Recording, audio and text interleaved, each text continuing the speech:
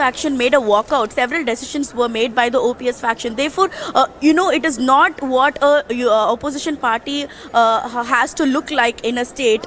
Therefore, coming back together or proving their majority is the only way that this party can gain back its lost strength and lost name is what we the people of Tamil Nadu feel. And definitely this party, particularly AIADMK, is a party which has always thrived with a face, with a big leadership, with a very prominent leader, be it former Chief Minister MGR or Jayalalithaa. So having another big face, big name is what this party needs right now, and that could be by the leaders coming back together, or one leader trying to prove the majority, or whatever the Supreme Court decides in the case hearing as well.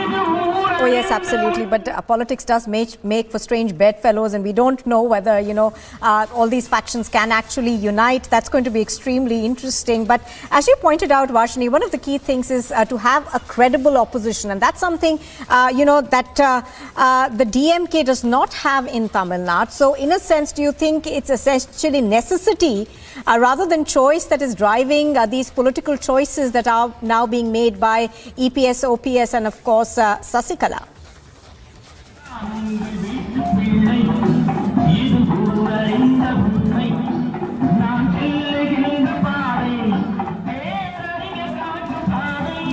Varshini, if you can hear me, I think there was some audio trouble over there, but I'm going to put that question to you again. I was saying, do you think it's necessity rather than political choices that are making these three people come back together? Because the fact of the matter is that the DMK does not really have a credible opposition in Tamil Nadu anymore. Definitely yes, Nupur. Not having a strong opposition in the state is definitely lacking in very important decision that has to be taken in the state assembly. Though there are a lot of bills being passed, a lot of decisions being made, which lack of a strong opposition is definitely making things difficult for the state of Tamil Nadu. As AIADMK party coming back together strong is the only way, and now we will be bringing you more updates and more details from the Jayalalitha's memorial about what is going to happen in AIADMK after a short commercial break.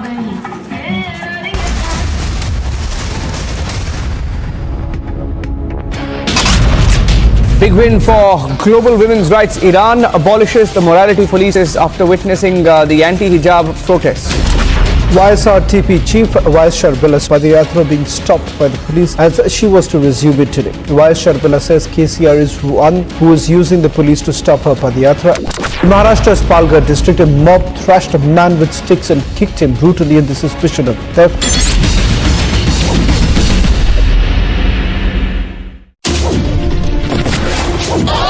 के दिन जब दिल में दर्द है अपने जवानों की शहादत पर, उसी के साथ साथ जब ये नारे गूंजते हैं तो एक सुकून है, एक हिम्मत है।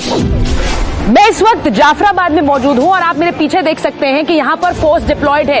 कोशिश ये है पुलिस कर्मियों की, अर्धसैनिक बलों की कि यहाँ पर किसी तरह का कोई दंगा ना भड़क पाए। तो आपको लगातार बता रहे हैं कि किसान कानून वापस हुए हैं, और किसान कानून वापस होने के बाद सीधे किसानों के बीच पहुंची हूं और किसानों से ही बात कर रही हूं। शाहीन बाग पर बुलडोजर चलेगा। शाहीन बाग को लेकर जो राजनीति गरमाई रही वो और ज्यादा गरमाएगी, ये बिल्कुल तय है।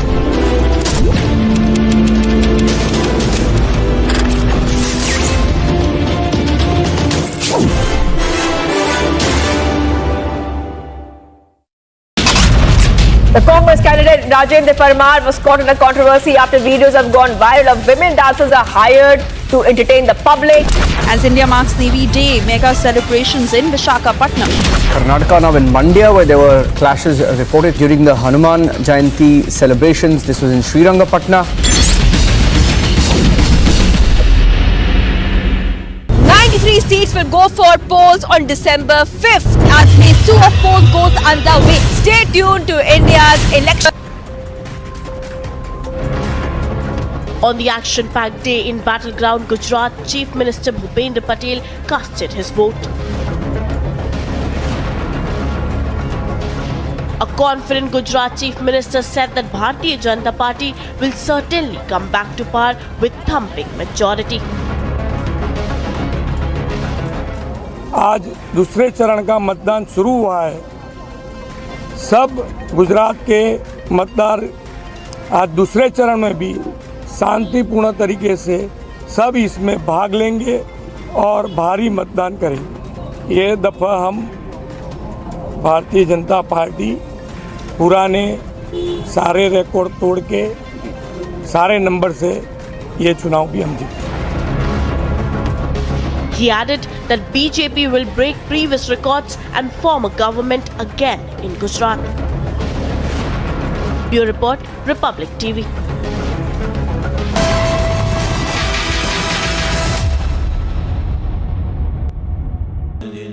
Amity has been ranked India's #1 not-for-profit private university for 10 years, with top 10 ranked institutions in management, engineering, biotech, law, masscom, telecom, hospitality, fashion and more. Yet another top ranking for Amity University. Truck has collided with the government bus this morning, causing the government bus to fall to the side of the road and burst into flames. About 10 passengers have been injured who were rushed to the nearby hospital. The terror group has released a list of 56 Kashmiri Pandit employees that are on their target. This drone was shot down in Taran sector when he crossed the international border and came to the Indian territory and tried to drop this drugs consignment inside the Indian territory.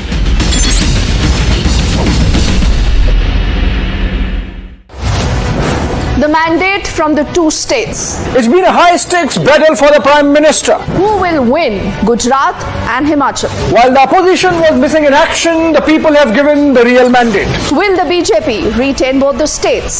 Is the Aam Aadmi Party even a factor? Get the earliest peep into the verdict with Republic PMark exit poll, December the 5th at 6 p.m.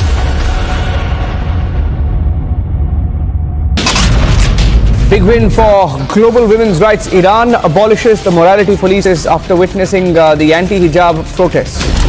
YSRTP Chief Vice Sharbila Padayatra being stopped by the police as she was to resume it today. Vice Sharbila says KCR is one who is using the police to stop her Padayatra.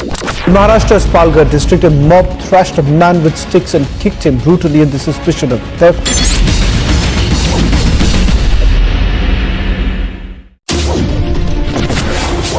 आज के दिन जब दिल में दर्द है अपने जवानों की शहादत पर, उसी के साथ साथ जब ये नारे गूंजते हैं तो एक सुकून है, एक हिम्मत है।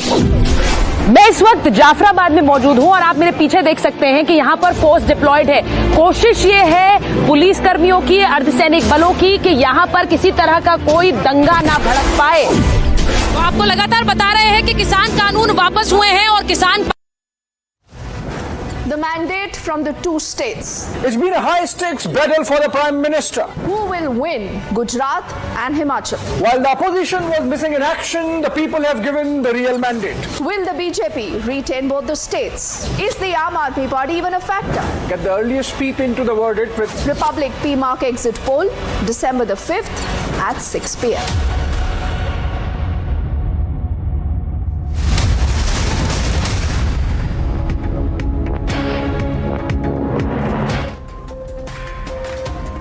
Viewers, it's a final fight as the voting is underway for the second phase of Gujarat elections. 19.17% voter turnout till 11 a.m. लोकतंत्र के उत्सव के लिए देश के नागरिकों का हृदय से अभिनंदन करता हूं। Amid the Modi chants, PM cast his vote in Ahmedabad. The Lord's Election Commission for conducting peaceful polls. Home Minister Amit Shah, along with his family members, cast votes in Ahmedabad, appeals to first-time voters to step out to vote. It's a prestige battle in UP's mainpuri, the seat vacant after Mulayam Singh Yadav's demise. जो briefing है वो ये है कि Samajwadi party को vote ना पड़ने दिया जाए। Worker Stage Protest Party Chief Akhilesh Yadav alleges police stopping voters from casting their vote. And viewers, catch the biggest and the most accurate exit polls on Republic with India's #1 news team.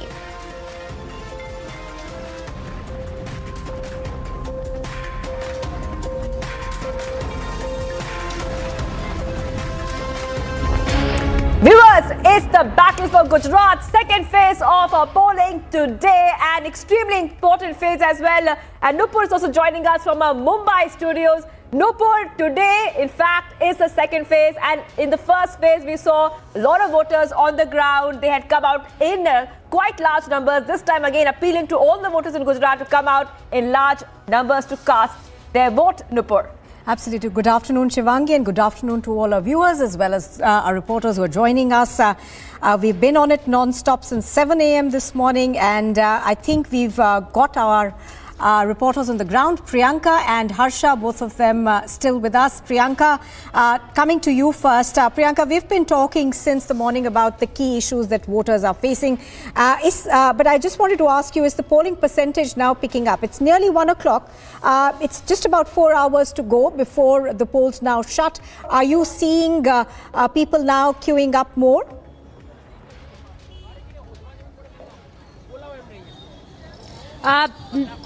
Nupur, I'll directly bring in some of the first-time voters that are joining me right now. This is the constituency of the Chief Minister Bhupendra Patel, and we're being told that we're right outside, in fact, one of the booths where he will be passing by from as well, which is why we're standing here. But we do have some of the first-time voters, some of the normal, voters as well who are joining me right now. You voted for the first time today. What has been your experience? But also talking about the kind of push that the politicians have also been giving for youngsters to come out and cast their votes. How important is it? It is very important. We are voting for only leaders that work for us. So it's good to, the experience was really good. But honestly speaking, the leaders that work for us, we are going to vote them only. And what were some of the issues that concerned you as a first-time voter? What was something that was going on in your mind, in your conscience when you went out and voted? What were some of the issues that concerned you? As I live in Ahmedabad, we know that one party is working for a long period of time and is working very well. Safety and all issues are very fluently solved. So I'm not afraid of waiting on another leader. But ऐसा भी होता है कि कहीं ना कहीं there are other issues like employment, like inflation, like job opportunities. Is that something that concerns you? Is that something that you were keeping in? Yeah, sometimes they concern me, but I can see that Ahmedabad future is very high, where they bring up very much industry in here, and so it's not so concerning about us, because I think in 5-4 years. The industry is going to very big and employment is going to increase. I see a couple of your friends also with you. Both are first-time voters. Yeah. Show your finger that you've gotten in. So you can see the first-time voters. In fact, jubilant faces that we see, youngsters. These are the youngsters. In fact, the Prime Minister had also been, directly talking to as well, to imploring them to go out and vote. You're also a first-time voter. आप भी यहाँ पर आए थे vote डालने. What were some of the issues that concerned you? Some of the things that you were thinking while going out to vote? क्या इस पूरे इलेक्शन में लगा कि किस मुद्दे को ध्यान में रख के you won't? Yes, sure.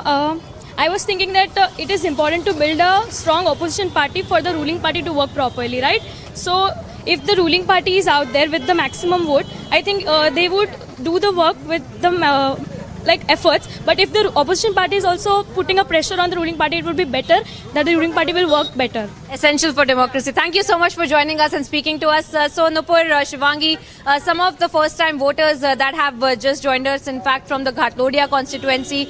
This is the Chief Minister Bhupendra Patel's constituency. He will, in fact, be passing by from here in his convoy, is what we've been given to understand. He's taking a round of the entire city as well and making sure that also that people are going out and voting, because he also spoke to the media right after he cast his vote and had also implored to the people to come out in large numbers and vote, because Nupur, we had been seeing how the voting percentage had been taking a dip, and we had seen how since till noon, in fact, 19% voter turnout that had also been registered, and of course Ahmedabad ranking a lot lower in the voter turnout as compared to some of the other cities that are seeing a higher voter turnout. as well. Of course, we are on the ground tracking all of the movements of some of the renowned faces, politically speaking, as well. As of now, back to you in the studio. Right. Well, Priyanka, you're getting us all the details. Harsha is there with us as well. And viewers, do not forget to tune in after 6 p.m. We have the Republic PMark exit poll where we get the numbers right every time with our editor-in-chief, Arnab Goswami. Many reactions coming in today as well. Let's play them out and then I'll go across to our correspondent, Harsha, who's also there on ground. Bharatiya Janata party पुराने सारे record तोड़ के सारे number से ये चुनाव भी हम जीते। मतदान करना हमारा अधिकार है। सब मतदारों को मतदान करना चाहिए। जब हमें अधिकार प्राप्त हुआ है तो अधिकार का उपयोग करके भारत को अव्वल नंबर पर पहुंचाना चाहिए।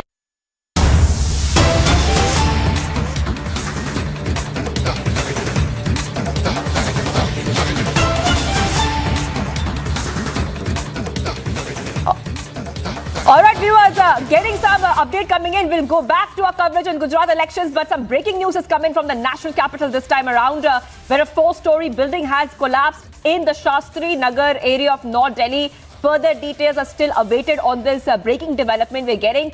It's a wall collapse being reported in Delhi area, the national capital region, specifically in the North Delhi area.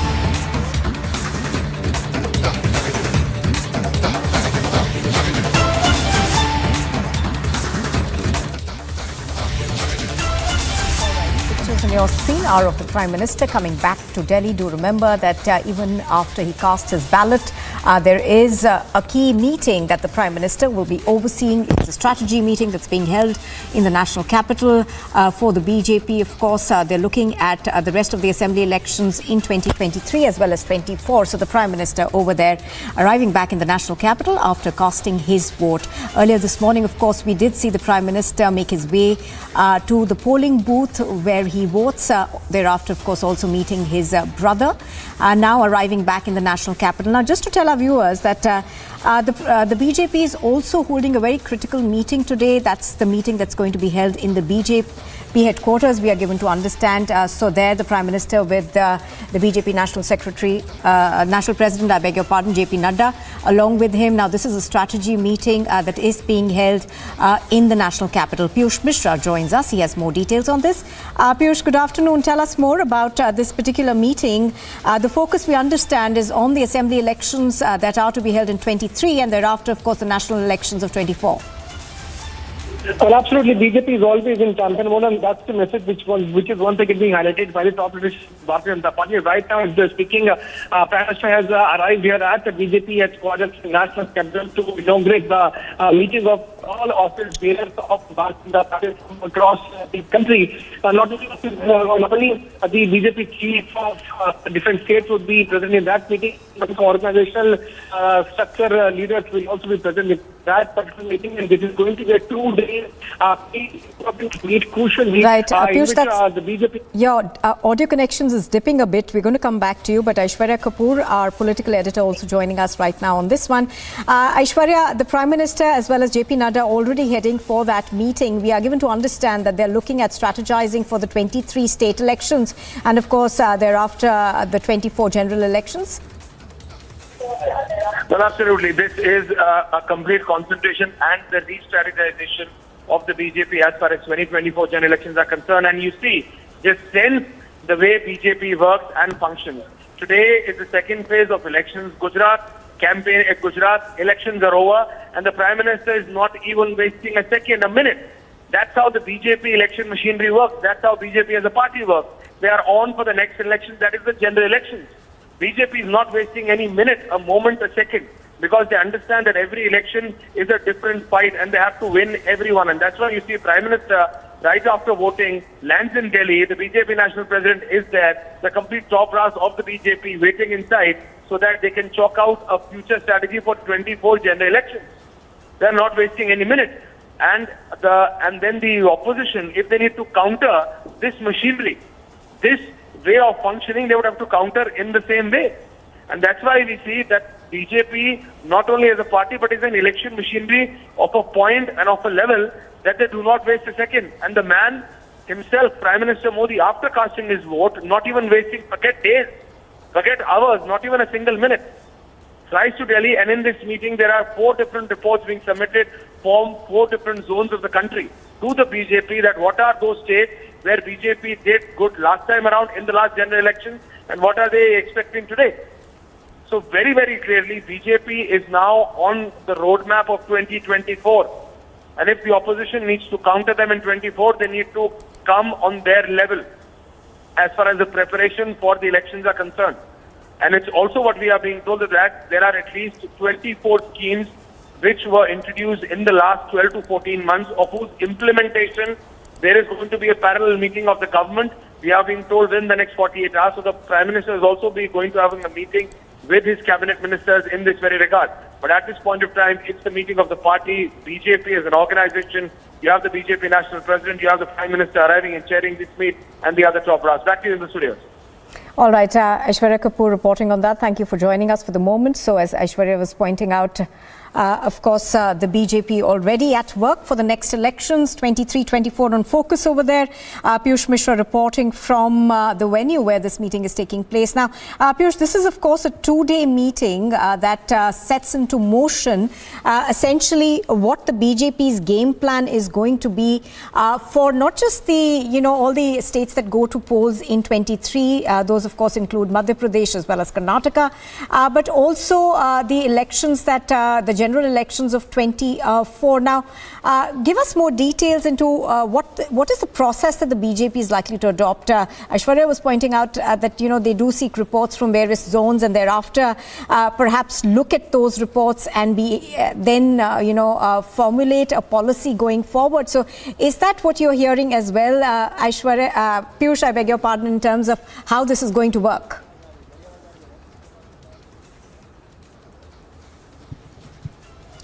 Well, certainly, like our political editor Aishwarya Kapoor also pointed out that yes, the BJP's focus is now on 2024 Lok Sabha election, and before that, a 2-day strategy meet is underway here in the national capital at BJP headquarters. I would ask my video journalist CP Singh to once show you the pictures of that particular venue where this meeting is right now underway, and if he focuses on that particular board, it's written Bharatiya Janata Party Rashtriya Padadhikari Baitak. That's the meeting of all the office bearers of national office bearers of BJP. And as we are speaking, PM has just arrived and he has gone inside. In few minutes from now, we will also see the pictures of PM inaugurating this entire meet.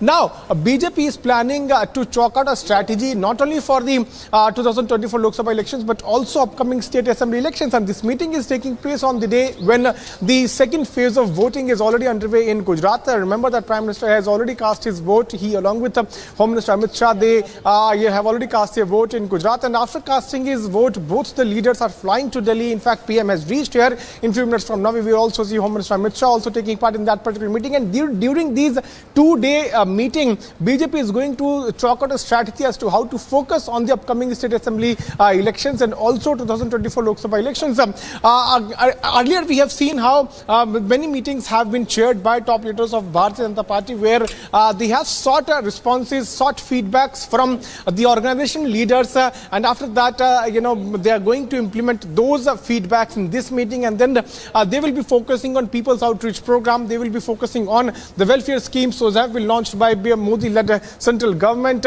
And we have seen how PM Modi, Prime Minister Narendra Modi, has been the poster boy of BJP, and not only in the state assembly elections of Himachal and Gujarat, there was a massive demand of Prime Minister's rally, but also during the MC elections in Delhi, the unit here, the BJP unit here in Delhi also was banking on Prime Minister's face. So it's a very important strategy meet which is taking place in national capital. There will be a press conference also after this meeting comes to an end. Then only we will be able to know more about the BJP's strategy. But yes, this meet is basically focused on the upcoming state assembly elections. There are around 9 states that are going to go in polls in before 2024 Lok Sabha elections, and strategy would be focused on those elections only. Absolutely, Piyush. Thank you for getting those details, and do keep us ahead on the story. The PM is there in the BJP headquarters right now, where they're having a 2-day national office bearers meeting, which is starting right now from today. And last time it was very, very clear when the Prime Minister had gone for the meeting at BJP headquarters before the Gujarat elections. That time the decision was taken to field key faces, which are going to be the next generation of leaders in Gujarat. And right now we're getting some visuals coming as well. The Prime Minister there, who has just arrived at the BJP headquarters while the meet is happening to plan the strategy for 2023 and 2024 as well. General elections coming up very soon, and so are state elections next year. The Prime Minister there at the BJP headquarters. All right, so the Prime Minister as well as the BJP President JP Nadda, both of them paying homage to the leaders of the BJP, the founding members. Pictures on your screen, of course, are of the Prime Minister now going across to the dais. So we are expecting, of course, BJP to formulate its strategy for the next year's assembly elections. There are a large number of states that go to poll next year, and thereafter, of course, the big one in 2024. That's the general election.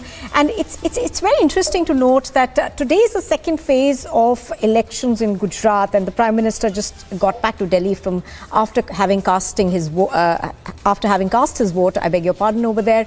But the BJP, of course, continuing to put its election machinery essentially continuing to work, and that's something that the tenacity that they work with is obviously very difficult for the opposition to match. So pictures on your screen are coming to you from inside this 2-day meeting that's going to be held. Now, what we are learning is that there have been different committees that have been formed by the BJP, which will today or tomorrow, of course, be submitting their reports in terms of the work that has been done so far and the way forward. Aishwarya Kapoor, our political editor, continues to be with us on the phone line. Aishwarya, as we were talking about earlier as well, it is the tenacity of the BJP that's so difficult to beat from opposition parties. But also, Aishwarya, give us a sense of how this is going to go forward. We were earlier learning, of course, that the BJP has formed various committees that are looking into different zones, and they come back and report, and thereafter the strategy is formulated? Well, absolutely. 4 zones, 4 main reports, then 4 sub-part reports of 4 different zones, so 16 reports which are going to be submitted. But as we just mentioned, there are 4 zones, 4 primary reports will be submitted. All the top brass of the BJP's organization is present in this meeting, which is being chaired in presence of the Prime Minister by the BJP National President, Jagat Prakash Nadda. And as you were just talking about the tenacity, this is something which not only makes them separate or make them apart, but it also makes them standing out, and it makes the opposition's work very, very difficult to take on a party which is working on a 24/7, 365 module. You just saw the Prime Minister, not even a couple of hours prior, voting in Ahmedabad, and now he's back in Delhi, completely concentrating on 2024. So anyone, for a Congress or an Aam Aadmi party who feel that they can give competition to this BJP's functionality, really need to understand how fast are they moving. When they got up, they were still thinking about Gujarat. Now it's 1:20 and they're already chalking the strategy out for 2024 general elections. That's how fast things are moving for the BJP and their planning as far as the next general elections are concerned, and that's how important the BJP feels that the next elections are going to be, and the 4 zones. So very, very clearly at this point of time, things are being looked in a very, very minute way. As I just mentioned, country has been divided into 4 zones. Every zone has a 4th zone. So hence, 16 separate reports compiled into 4 major ones to be submitted to the BJP National President to be discussed in this very meet in presence of the Prime Minister at the BJP's headquarters at 6 Deen Dayal Upadhyaya Marg here in the national capital. And once again, I repeat, this is what makes them stand out and makes the opposition's job far more difficult. That much more difficult because the Congress leadership feels that just by taking out a Bharat Jodo Yatra, and that too in non-election state, they will be able to give BJP a run for their money competition in 2024 general elections. They need to understand that what are they taking on. They need to understand what are they fighting if they still haven't understood after losing 2 consecutive general elections.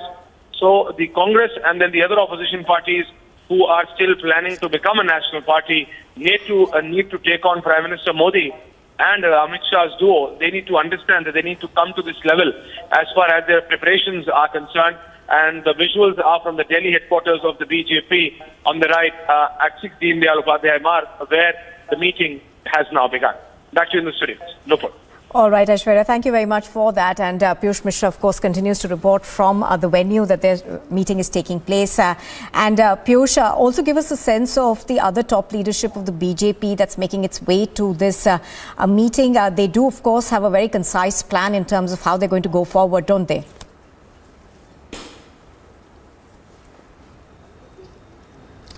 Well, absolutely, they are chalking strategy for the upcoming state assembly elections, and for that, there are multiple committees. Those have already been formed, and there will be discussion as to how to do a massive outreach program. I remember that earlier also some similar sort of meetings have been chaired, where it has been decided to work on the feedback which has been sought earlier by these committees. And today we are seeing the pictures coming in from national capital in BJP headquarters, where Prime Minister Narendra Modi, along with BJP chief JP Nadda, they are on the dais, and a couple of minutes back we also saw those pictures coming in of PM Modi paying respects to the top leaders of BJP. After that we also saw he being felicitated by JP Nadda. Right now Prime Minister is there sitting on the dais, and all the office bearers who have come from different parts of country, they are here. Remember that Biplab Dev, who is former Chief Minister of Tripura, he is here. The other leaders from the states, those are going to go for polls, they are already here.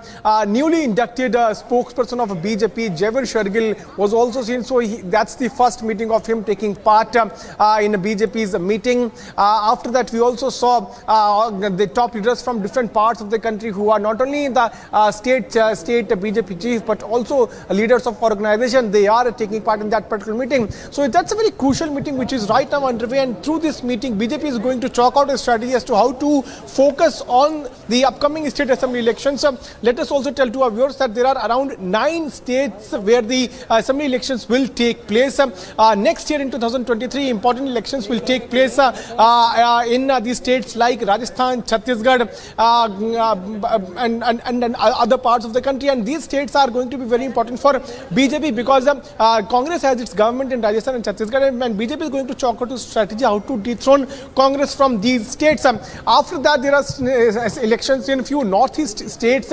Leaders from those states have also come here. So it's going to be a strategy meet which will go on till 5 p.m. today. After that, tomorrow it is again going to resume at 8 a.m. and will continue till 4 p.m. It is also important to highlight that soon after casting his vote, Prime Minister has landed in Delhi. He came here to inaugurate this joint strategy meet. I remember that this somewhere shows how BJP is always in 24/7 campaign mood, 24/7 strategy chalking out mode, and that's what the other political parties need to learn. Not only Prime Minister, but also Union Home Minister Amit Shah is here to take part in that particular meeting. So this somewhere tells us as to how BJP is always involved in reaching out to people to strategize how to again form government in other states, and that's what is being done here. The strategy for that is being chalked out here as we are speaking. Prime Minister is inside the BJP headquarters. He is going to address the office bearers, and after this very short break we will be getting more and more details as the meeting continues to take place at BJP headquarters. Prime Minister Narendra Modi in few minutes from now is going to address the BJP meet which is taking place at BJP headquarters in national capital. Stay tuned for more updates.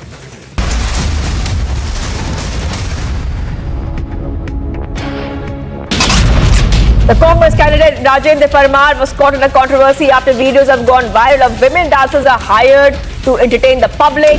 As India marks Navy Day, mega celebrations in Visakhapatnam. Karnataka now in Mandya, where there were clashes reported during the Hanuman Jayanti celebrations. This was in Srirangapatna. 93 seats will go for polls on December 5th as phase 2 of polls goes underway. Stay tuned to India's election news headquarters. Plus post to post live coverage only on Republic TV.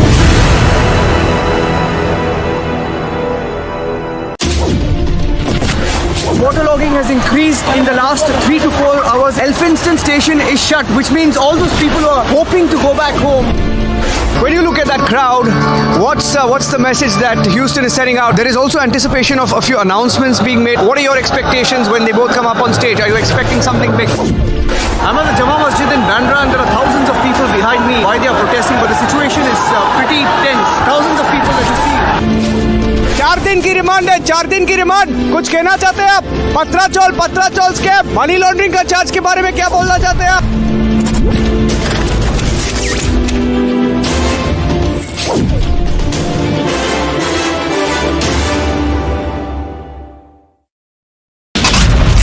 Truck has collided with the government bus this morning, causing the government bus to fall to the side of the road and burst into flames. About 10 passengers have been injured who were rushed to the nearby hospital. The terror group has released a list of 56 Kashmiri Pandit employees that are on their target. This drone was shot down in Taran sector when he crossed the international border and came to the Indian territory and tried to drop this drugs consignment inside the Indian territory.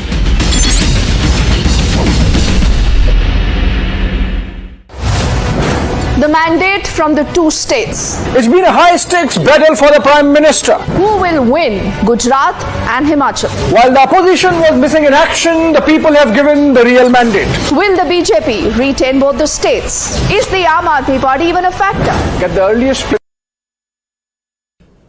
So yesterday there was a session on a range of our priority areas. For instance, inclusive, resilient and accelerated growth. There was focus on women leadership. There was a discussion on digital transformation and data for development. And there was also a discussion on climate finance and life movement. This was a preliminary discussion, a society event. But we have circulated issue notes around all our working groups. Close to about 14 issue notes have been circulated. These have been read by all the countries. All our priorities have been brought out. Many of them were spelt out by the Prime Minister in his Bali address. These will be subject to debate and discussion here.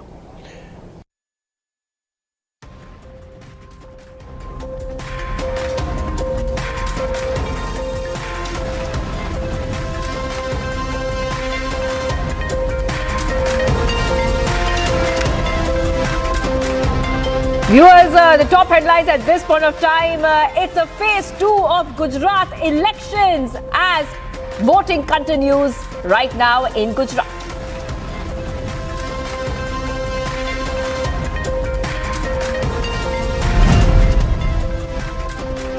लोकतंत्र के उत्सव के लिए देश के नागरिकों का हृदय से अभिनंदन करता हूं।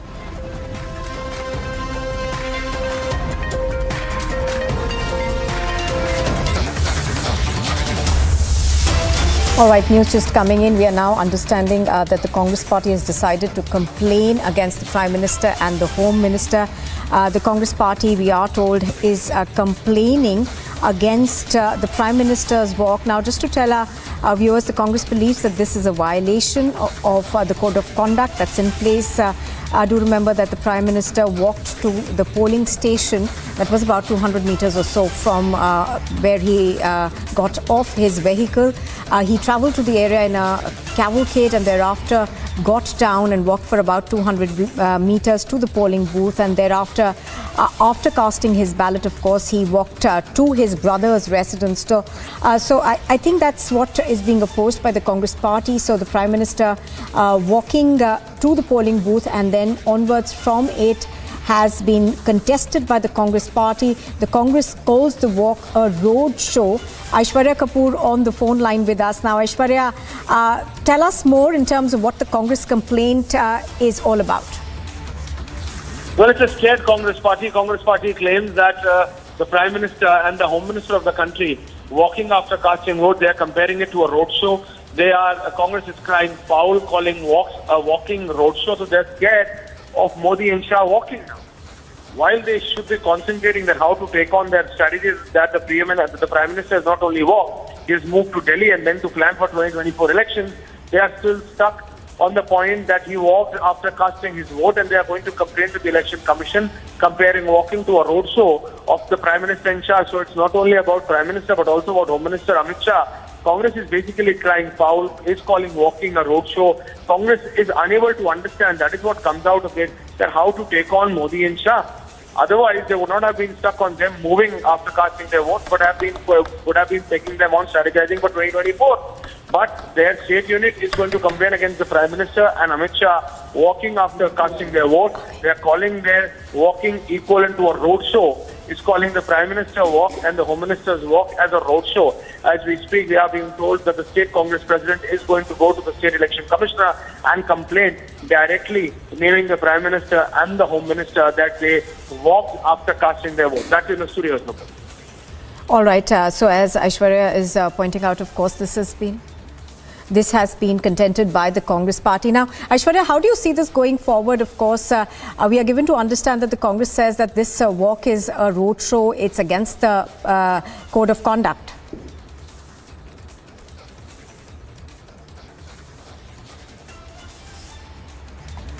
All right, we seem to have lost that audio connection with Aishwarya Kapoor, our political editor. We're going to get him back in just a bit. But here's what we know so far. The Gujarat Congress has decided to complain to the Election Commission against both, I think, the Prime Minister as well as the Home Minister is what we are learning now. We are told that the Congress party is very upset by the walk that the Prime Minister took to it was about 200 meters or so. He decided to alight from his vehicle and thereafter walk to the polling booth. And thereafter, of course, after casting his ballot, he then went to his brother's home, which was another about 250 meters or so away from there. So the Congress party has taken exception to that. It has gone to the Election Commission. It says that they believe that this is a roadshow, and that is their complaint against him. Priyanka is joining us live as well. Now, Priyanka, we were reporting in the morning where the Prime Minister, of course, got down from his vehicle and then walked to the polling booth. Now, we are learning that the Congress party has claimed this as a violation of the poll code. They have, in fact, gone to the Election Commission, not just against the Prime Minister, but also Amit Shah.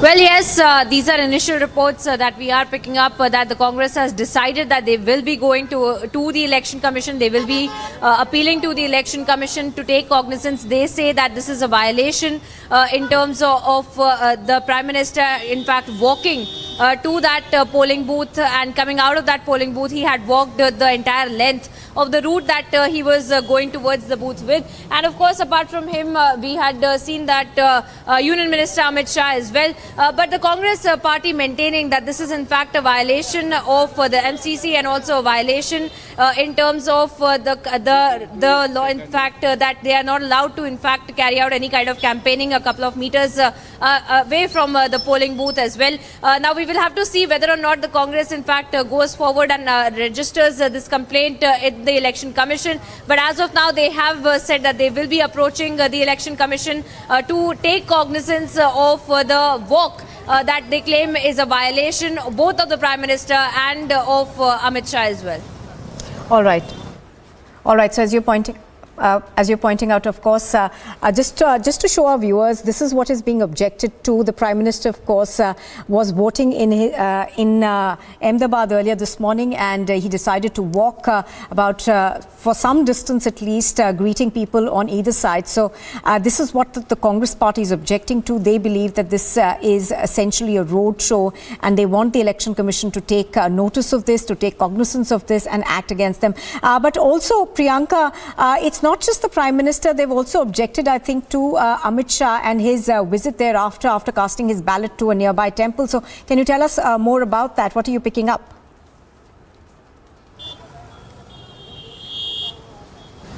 Well, what we have seen is that the Prime Minister, in fact, coming out of the polling booth and walking and of course talking to the cadre on the ground, talking to the media. But even while speaking to the media, Anupur, he has not spoken about anything except for imploring the people of Gujarat to come out and vote in huge numbers. And that's exactly what we saw the Union Home Minister Amit Shah also do. In fact, both of these interactions had taken place quite some far away quite far away from the polling booth, their respective polling booths, one in Raneb, the other in Naranpura. And of course, we have seen both of them speaking about the voter turnout, speaking about the people of Gujarat to come out and exercise their rights to vote. And that's about it. There was no political hyperbole that we saw in these kind of interactions that came out right after both of them, in fact, had cast their vote as well. But of course, we will have to wait for that complaint copy as well, for the logic that the Congress is really resorting to, saying that this is in fact a violation for both the Prime Minister to walk and for the Home Minister to also actually walk towards the polling booth. But that in itself is a very bizarre complaint as well that we're looking at, Nupur, because the Prime Minister in fact had been walking towards the polling booth. He had gone inside and had waited in line as well to cast his vote as well. So we'll have to see as to what the Congress is trying to say as far as this complaint is concerned, as far as the legalities of this complaint is also concerned. But as of now, they have said that they will be approaching the Election Commission to take cognizance of this. And we will have to see whether or not the Election Commission also does take cognizance of this or not. But as of now, the Gujarat level leadership, in fact, also not coming out in the open and talking about this particular issue. We will have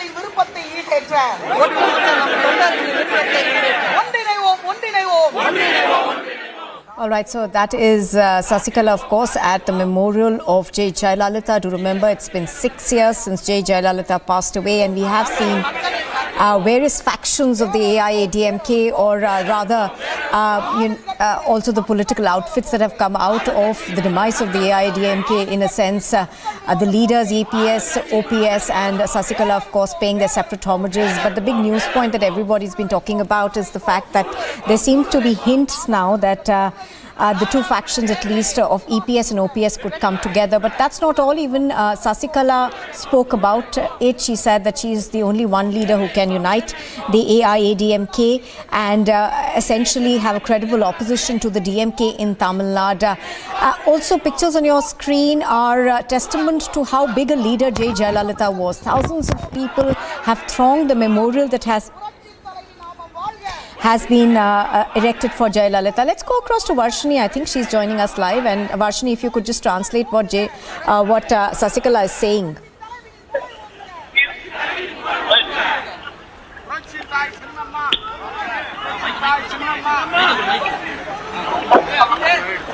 Well, right now, Speaker Sasikala and her cadres are paying respect to the former Chief Minister of Tamil Nadu, Jayalalitha's memorial at the Marina Beach. And they are also raising slogans about how DK Sasikala is the, political heir, and she must be the next leader for the AIADMK party. Whereas we can also see that DK Sasikala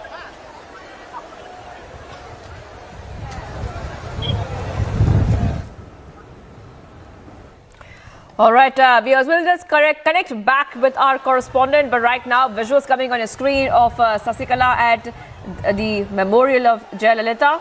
Tribute being paid by Sasikala as well. Sasikala is paying tribute on the 6th death anniversary, and this is also being seen as a show of strength by Sasikala.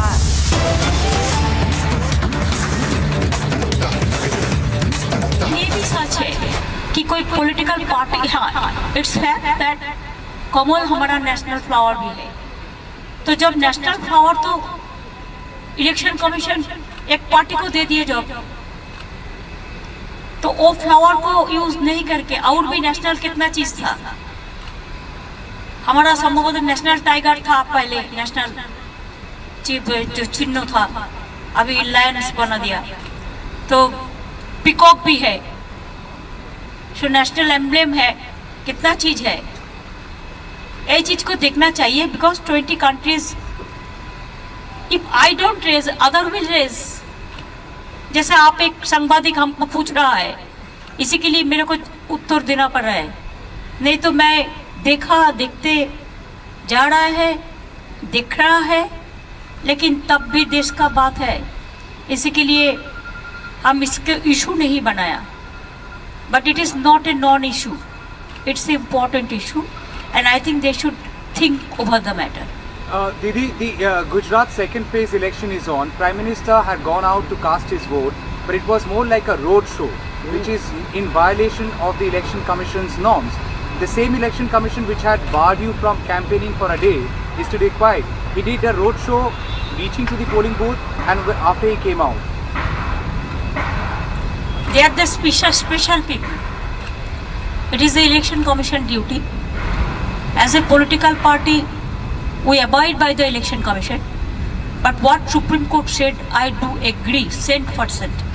That Election Commission also, there should be some system for nomination of the Election Commission and all this. He did a road show today. Election day road show is banned. But for them, they may be excused. This is the basic difference.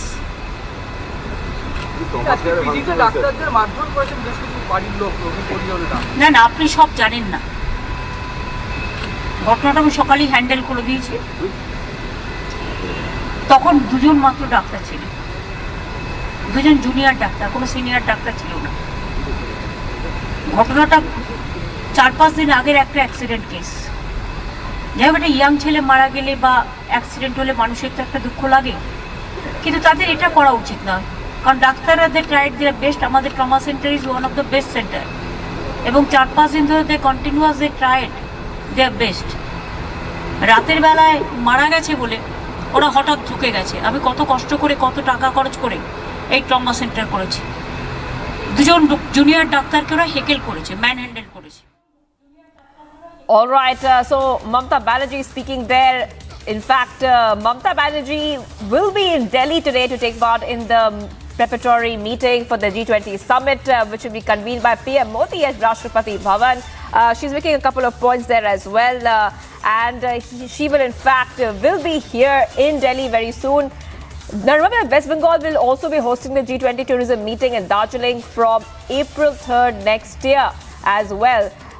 And Mamata is in fact questioning the lotus symbol of G20, and she also has commented on the Prime Minister's walk, saying that it is excused for them. It's excused for them. When she was questioned about the Prime Minister's walk, which the Congress is going to move the EC for. They have an issue with the Prime Minister's walk there while he went for voting. All right, let's go ahead and take a very short break right now, viewers. We continue getting the top updates as Gujarat also is going to polls today in the second phase.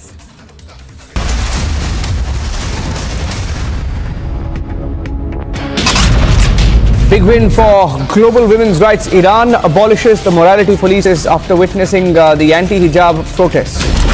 YSRTP Chief Vice Sharbila Padayatra being stopped by the police as she was to resume it today. Vice Sharbila says KCR is one who is using the police to stop her Padayatra. In Maharashtra's Palghar district, a mob thrashed a man with sticks and kicked him brutally in the suspicion of theft.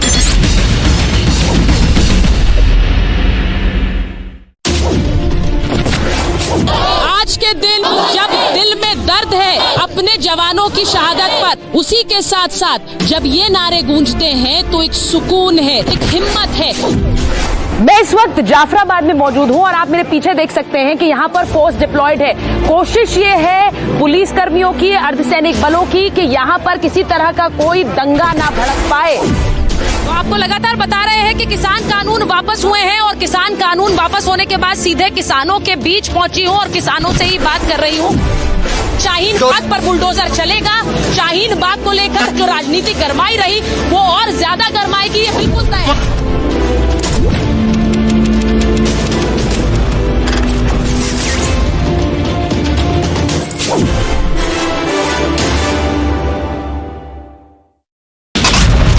The Congress candidate Rajendra Parmar was caught in a controversy after videos have gone viral of women dancers are hired to entertain the public. As India marks Navy Day, mega celebrations in Visakhapatnam. Karnataka now in Mandya, where there were clashes reported during the Hanuman Jayanti celebrations. This was in Srirangapatna. 93 3 seats will go for polls on December 5th as phase 2 of polls goes underway. Stay tuned to India's election news headquarters. Plus, post to post live coverage only on Republic TV.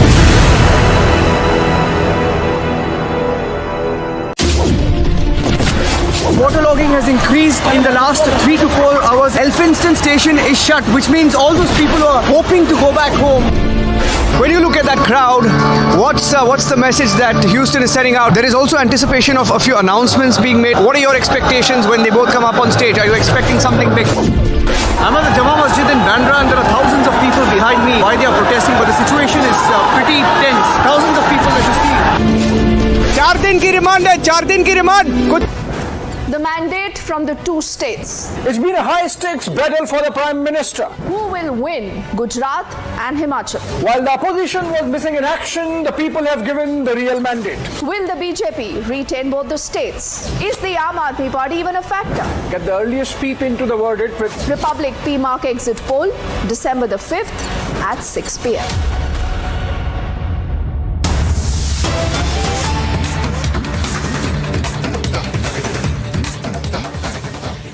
Viewers are getting some breaking news coming in. International breaking news now. Dramatic brawl breaks out in Senegal's parliament. Visuals of that you can see on your screen. It looks like it's extremely dramatic. People are punching each other and they're even picking up chairs. Soon I'll be joined by our senior executive editor Abhishek Kapoor, who will take us through exactly what's happening there in the parliament at Senegal right now. Visuals of that on your screen as well. We can see that a brawl has broken out in Senegal's parliament, and in fact 2 days back too, Senegal parliament saw brawls after MP had hit a woman colleague. Once again, we are seeing more visuals come in and more details coming of a dramatic fight inside the Senegal parliament, and there are chaotic scenes there you can see in the parliament in Senegal. Now what we can see is a massive scuffle which has erupted between the lawmakers. You can see chairs being thrown. You can see that the parliamentarians as well stumbling and falling there. Massive brawl there inside the Senegal parliament. It's time for a very short break, viewers. We continue to be live and breaking and getting to the top updates today.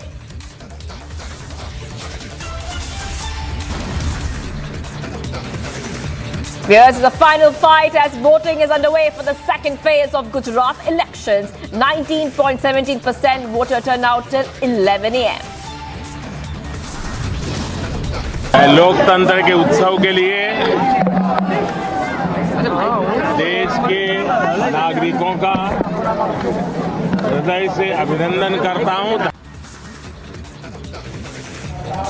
Amid the Modi chants, PM casts his vote in Ahmedabad Lord's Election Commission for conducting peaceful polls. Stay tuned.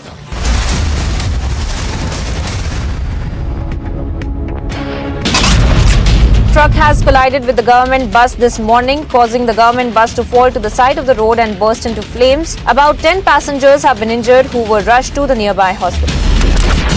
The terror group has released a list of 56 Kashmiri Pandit employees that are on their target. This drone was shot down in Taran sector when he crossed the international border and came to the Indian territory and tried to drop this drugs consignment inside the Indian territory.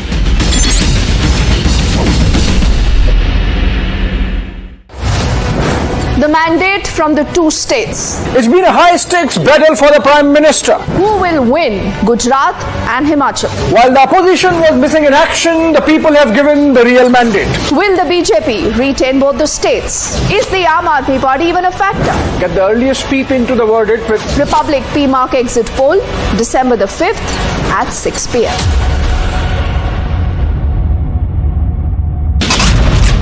Big win for global women's rights. Iran abolishes the morality police after witnessing the anti-hijab protests. YSRTP Chief Vice Sharbila Padiyatra being stopped by the police as she was to resume it today. Vice Sharbila says KCR is one who is using the police to stop her Padiyatra. In Maharashtra's Palghar district, a mob thrashed a man with sticks and kicked him brutally on the suspicion of theft.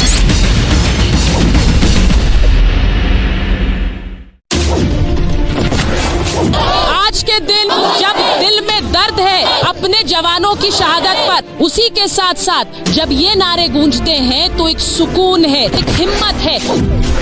मैं इस वक्त जाफराबाद में मौजूद हूं और आप मेरे पीछे देख सकते हैं कि यहाँ पर फोर्स डिप्लॉयड है। कोशिश ये है पुलिस कर्मियों की, अर्धसैनिक बलों की कि यहाँ पर किसी तरह का कोई दंगा ना भड़क पाए। तो आपको लगातार बता रहे हैं कि किसान कानून वापस हुए हैं और किसान कानून वापस होने के बाद सीधे किसानों के बीच पहुंची हूं और किसानों से ही बात कर रही हूं। शाहीन बाग पर बुलडोजर चलेगा। शाहीन बाग को लेकर जो राजनीति गरमाई रही वो और ज्यादा गरमाएगी, ये बिल्कुल तय है।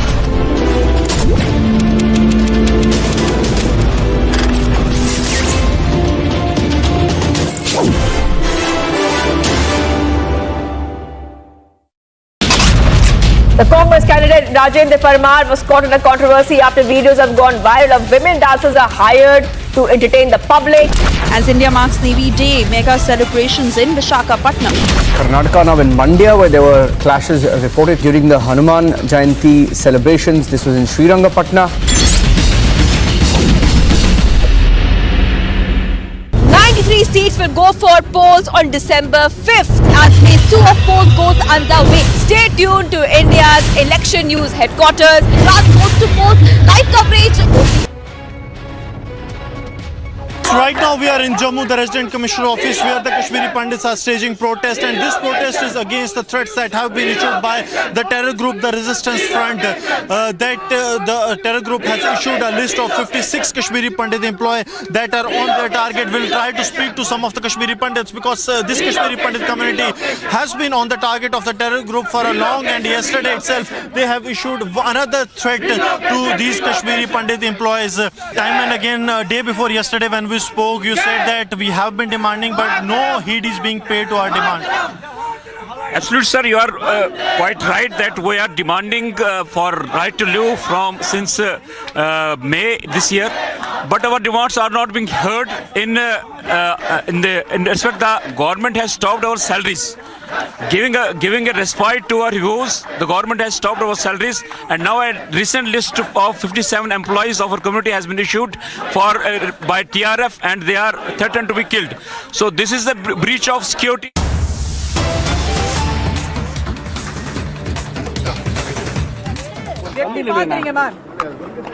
அதிமுக பொறுத்த வரைக்கும் தொண்டர்கள் முடிவு பண்றதுதான் நடக்கும். அது நிச்சயம் தனிப்பட்ட ஒருத்தர் முடிவு பண்ற முடியாது. அது வேற கட்சியில முடிவு பண்ணலாம். எங்க அனைத்து இந்த அண்ணா திராவிட முன்னேற்ற கழகத்துல அது மாதிரி செய்ய முடியாது. ஏன்னா எங்க புரட்சி தலைவர் கட்சி ஆரம்பிச்சதுல இருந்து அவர் அந்த பொறுப்பை தொண்டர்கள் கையில தான். நாடாளுமன்ற தேர்தல்ல ஒவ்வொரு தரப்பும் மெகா கூட்டணின்னு சொல்லிட்டு இருக்கோம். யார் தலைமையில மெகா கூட்டணி அமையும் நினைக்கிறீங்க? ADMK ல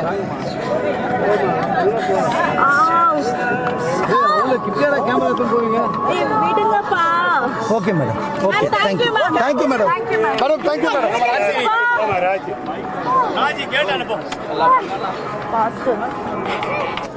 Hello. So we just heard that reaction from Sasikala, who in fact was at the Jaya Memorial, and she spent the last an hour or so there, and many say that this is possibly a show of strength by her. But what is it that she has on her mind? What is it that she can do, considering that you have seen the AIADMK that is fractured right now? Remember, there were reports that she could actually join hands with a particular faction, and this is how she plans to take on the DMK in the state. Would that happen or not? We'll also try to get in Varshini to help us understand verbatim what exactly we've heard from Sasikala. But there is a churn in Tamil Nadu politics as far as the DMK, the AIADMK is concerned. The BJP, remember, also trying to get a foothold right now into states politics. Varshini, Sasikala there paying tribute to Jayalalithaa. What have you heard from her specifically? What does she say about what's on her mind?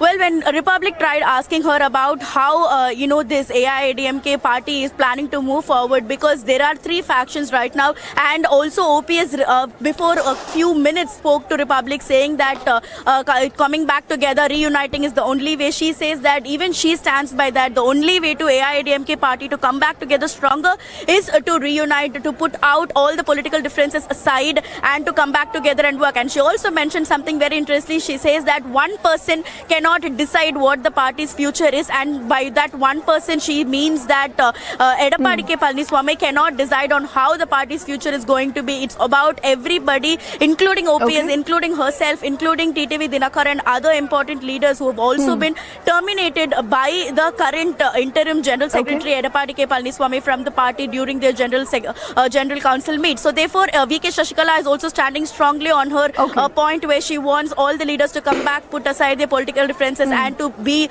put forth a front, a very strong front so will that as happen the or not, opposition Varshini? party. I think that's something that we'll keep our eyes on. Only for what if time. Apologies, I'm just interrupting you here, but we'll track that story also when we come back on the other side of this quick break. And remember, we are also keeping our focus and the spotlight on the all-important Gujarat elections. We are in the second phase of that election, and the Prime Minister voted earlier. Now he's back in Delhi. He's now chairing a mega BJP meet. More details also of that when we come back.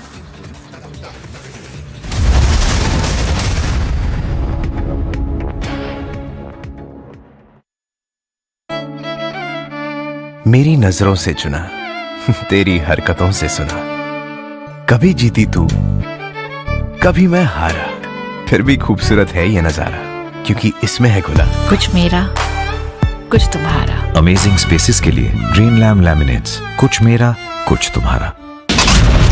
The Congress candidate Rajendra Parmar was caught in a controversy after videos have gone viral of women dancers are hired to entertain the public. As India marks Navy Day, mega celebrations in Visakhapatnam. Karnataka now in Mandya, where there were clashes reported during the Hanuman Jayanti celebrations. This was in Srirangapatna. 93 seats will go for polls on December 5th as phase 2 of polls goes underway. Stay tuned to India's election news headquarters. Plus, post to post live coverage only on Republic TV.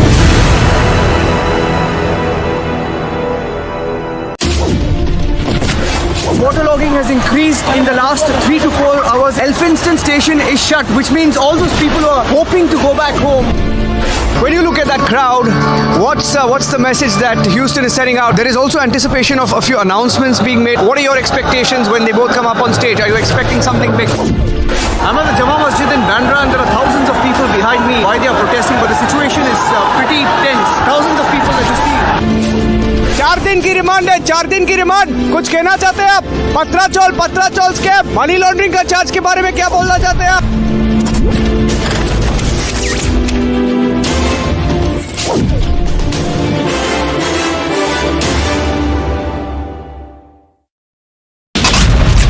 Truck has collided with the government bus this morning, causing the government bus to fall to the side of the road and burst into flames. About 10 passengers have been injured who were rushed to the nearby hospital. The terror group has released a list of 56 Kashmiri Pandit employees that are on their target. This drone was shot down in Taran sector when he crossed the international border and came to the Indian territory and tried to drop this drugs consignment inside the Indian territory.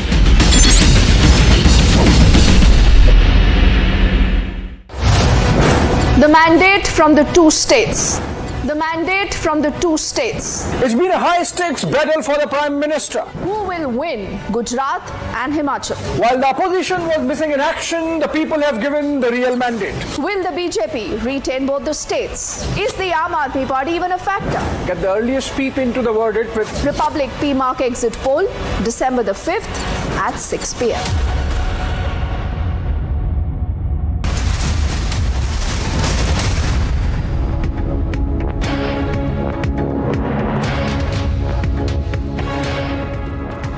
It is the final fight as voting is underway for the second phase of the Gujarat elections. 34.7% voter turnout till 1 p.m.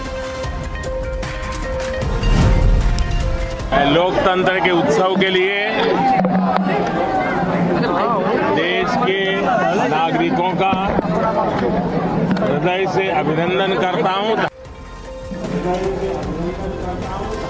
Amidst the Modi chants, the Prime Minister casts his vote in Ahmedabad, lauds the Election Commission for conducting peaceful polls. Modi chants reverberate in Gujarat, but the Congress politicizes this, calls the Prime Minister's walk a violation.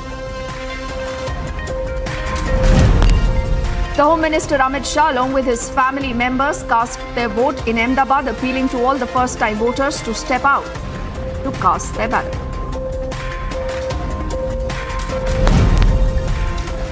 It's also a prestige battle in Uttar Pradesh's Mainpuri, the seat vacant after Mulayam Singh Yadav's demise. And we are building up to the biggest and the most accurate exit poll on Republic with India's #1 news station.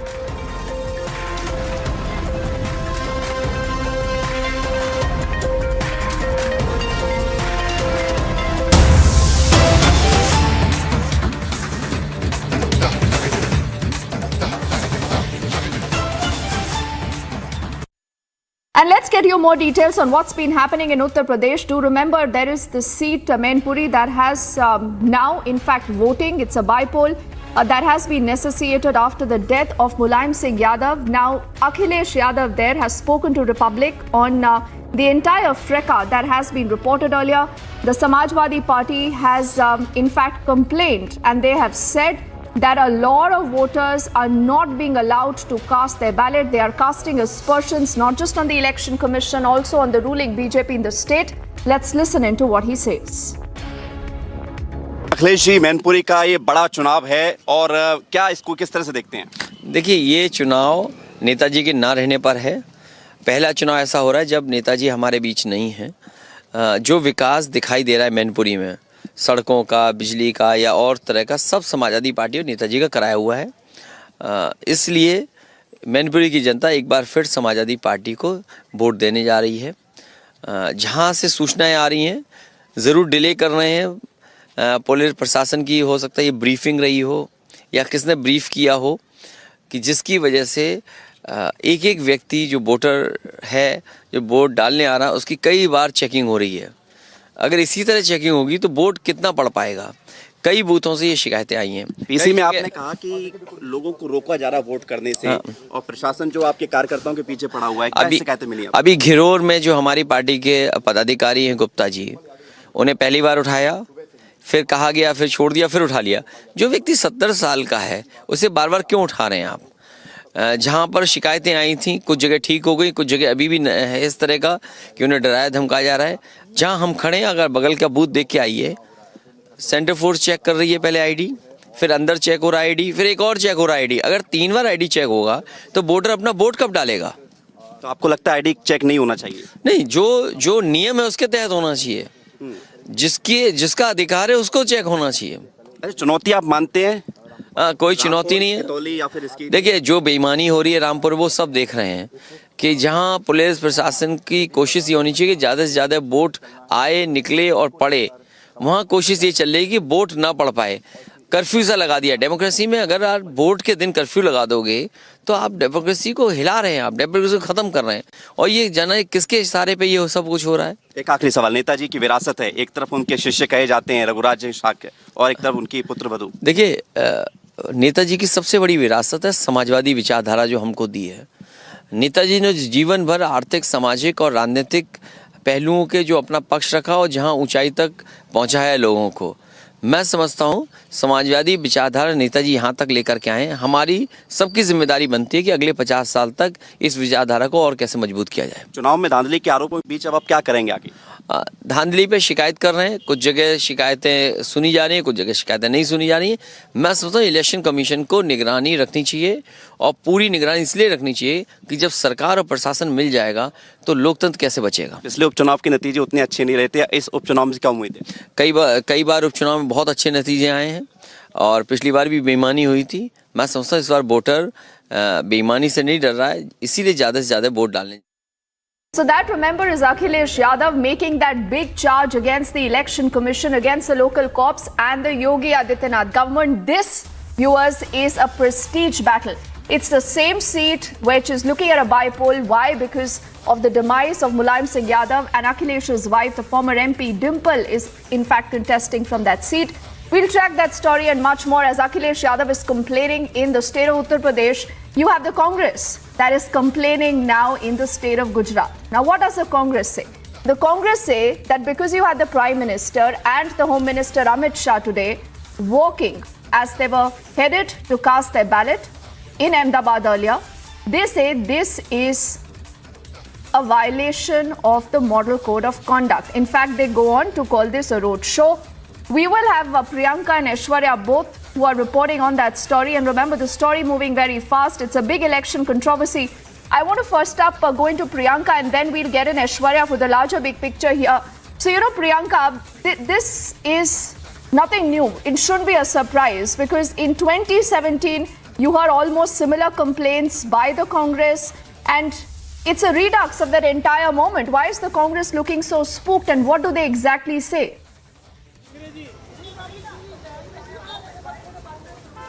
Well, that's right, Deepthi, this is something similar that had happened in 2017 elections as well, and the Congress party had approached the Election Commission, and once again they have filed two complaints with the Election Commission, one against the Prime Minister and one against the Union Home Minister Amit Shah as well. And both of these complaints are talking about violations of the election code and the election model code of conduct as well, and have stated that these are the leaders, in fact, who are also speaking about the polls near the polling booth as well. And they've also said that this entire walk, quote unquote, that they're saying is a road show, is something that they are citing, claiming that the Prime Minister, in fact, was carrying out a road show. But we were there, in fact, Deepthi, we were there on the ground outside of the polling booth as well. And it was that the Prime Minister had come in his cavalcade there towards the polling booth, and then had gotten out and had, just like a normal voter, had walked and gone inside the polling booth and had waited.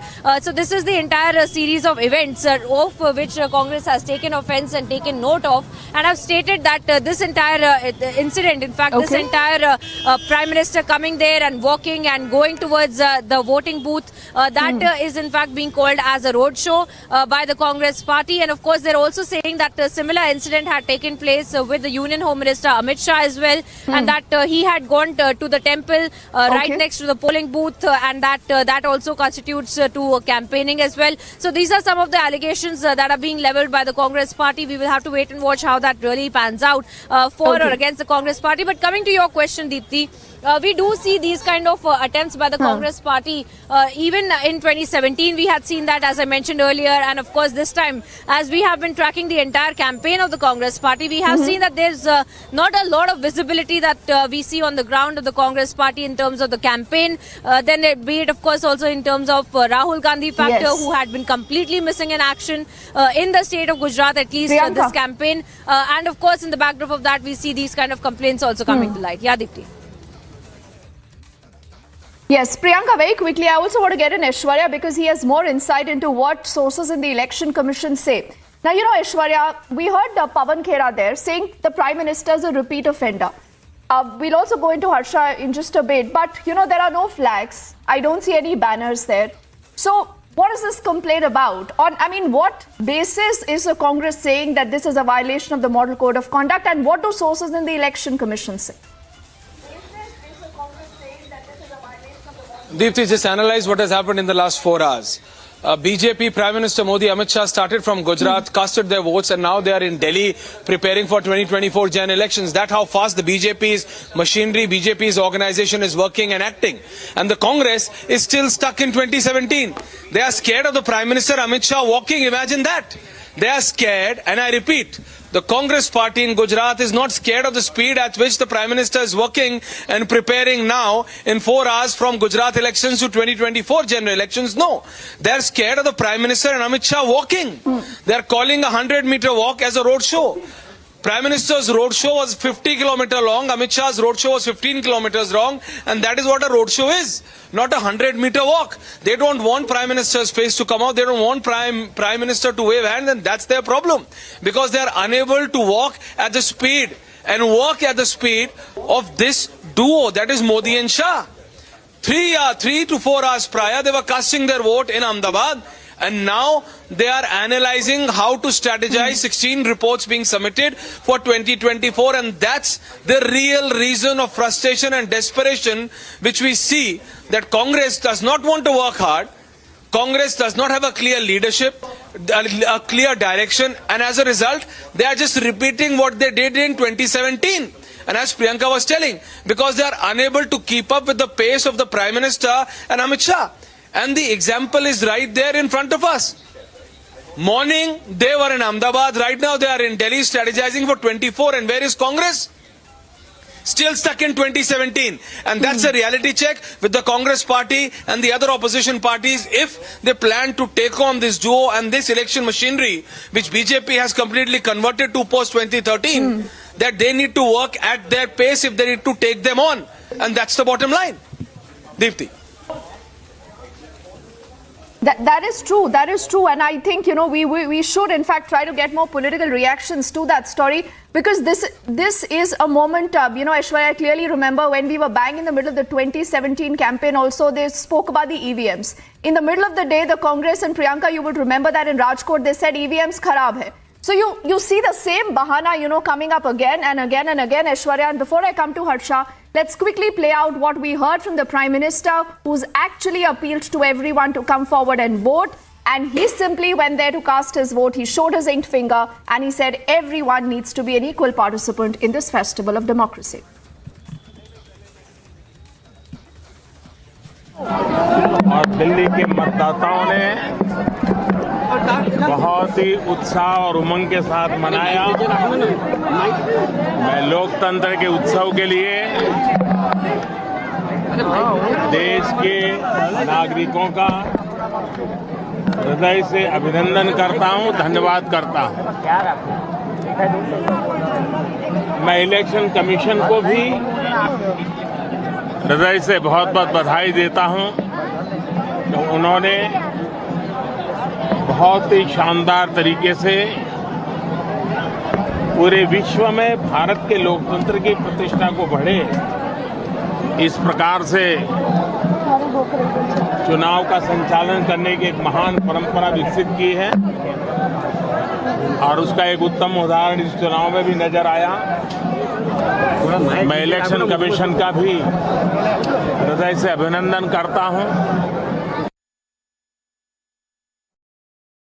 So that is a very brief statement that you heard from the Prime Minister, who is a registered voter. He goes on to vote.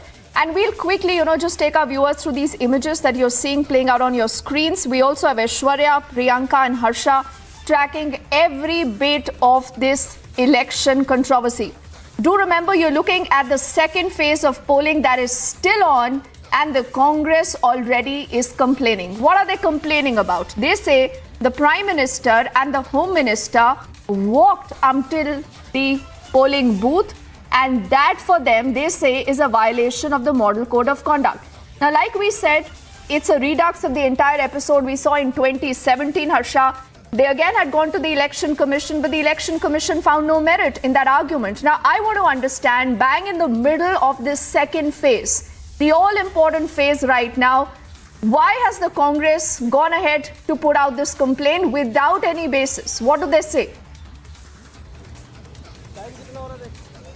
See, Deepti, one thing is for sure, in 2017 elections of Gujarat, we had clearly seen that at that time also Congress had complained about EVMs. They have clearly stated that EVMs were wrong, they were not properly working, and BJP has somehow managed to make votes in their own favor. And after that it was cross-checked, and Congress arguments and complaints were found baseless. And this time also in Rajkot and Surat and many parts of Saurashtra, Congress was complaining about EVMs. But let me tell you very frankly, right now I had word with Jagdish Thakur, who is GPCC president over here in Gujarat. He clearly stated that we are going to Election Commission in Gujarat as well in Delhi, because Congress is somehow fearing that today what Prime Minister Narendra Modi's roadshow everyone looked up to, and Amit Shah supporters, how they were in Narangpura, that could be a last push for their vote in favor of BJP, because clearly those visuals on our screen, we clearly saw how supporters, cadre and BJP workers were over there. Even in fact the commoners and locals were also standing in support of BJP. BJP. Now Congress clearly knows that the first phase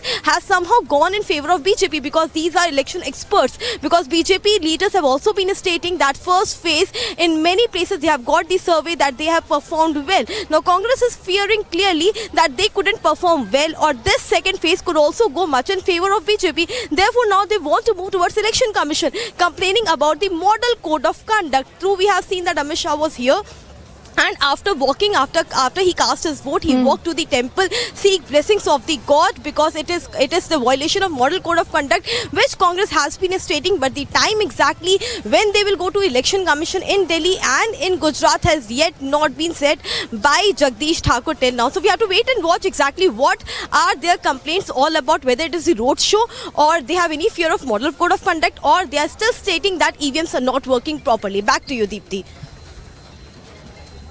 Okay. And I do remember, in the middle of the first phase also, you had the AIADMK party talking of slow polling. So I don't know why you have political parties in the middle of campaigning, first phase, second phase. You've seen, similar election controversies. And these are images, ladies and gentlemen, of that, walk that the Prime Minister took because he was going there to cast his vote. The Congress says this is a violation of the Model Code of Conduct. Harsha, before we carry forward this conversation and get in more political reactions, let's quickly listen in to important newsmakers who've spoken to Republic since this morning. मैं लोकतंत्र के उत्सव के लिए देश के नागरिकों का हृदय से अभिनंदन करता हूं, धन्यवाद करता हूं। मैं इलेक्शन कमीशन को भी हृदय से बहुत बहुत बधाई देता हूं। तो उन्होंने बहुत ही शानदार तरीके से पूरे विश्व में भारत के लोकतंत्र की प्रतिष्ठा को बढ़े, इस प्रकार से चुनाव का संचालन करने की एक महान परंपरा विकसित की है। सरकार से संतुष्ट हैं? बहुत संतुष्ट है। बहुत संतुष्ट है। परिवार से जुड़े रहते हैं? नरेंद्र मोदी, बातचीत होती रहती है आपकी? नहीं जुड़े रहते हैं। काम में व्यस्त रहते हैं, जनता के लिए काम करते हैं। वो राष्ट्र के लिए है। ये दफा हम भारतीय जनता पार्टी पुराने सारे रिकॉर्ड तोड़ के सारे नंबर से ये चुनाव भी हम जीते। कि लोकतंत्र में चुनाव ही एक ऐसी शक्ति है जहां पर आप अपने आप को शक्तिशाली प्रूव कर सकते हैं। तो मेरी तो सबसे अपील भी है, और साथ ही साथ भारतीय जनता पार्टी का जो शासन और जो शक्ति और सुशासन जो राज्य में रहा है, और गुजरात की अस्मिता और गौरव के लिए भारतीय जनता पार्टी ने जो काम किया है, तो मैं सभी गुजरातियों को अपील करता हूं कि सब साथ मिलकर भारतीय जनता पार्टी की शक्ति को बढ़ाए और भारतीय जनता पार्टी को वोटदान करें। मतदान करना हमारा अधिकार है। सब मतदारों को मतदान करना चाहिए। जब हमें अधिकार प्राप्त हुआ है तो अधिकार का उपयोग करके भारत को अव्वल नंबर पर पहुंचाना चाहिए।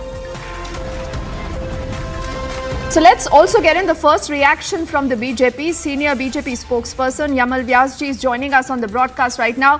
Vyasji, thank you for speaking to us on Republic. How would you respond to this big allegation by the Congress? They say the Prime Minister and the Home Minister violated the Model Code of Conduct, and the Congress is calling this walk a roadshow.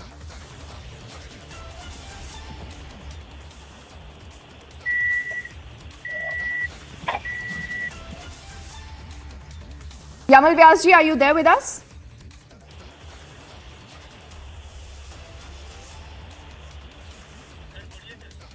Mr. Vyas, can you hear us, sir? Hello. व्यास जी आपको आवाज आ रही है? Hello.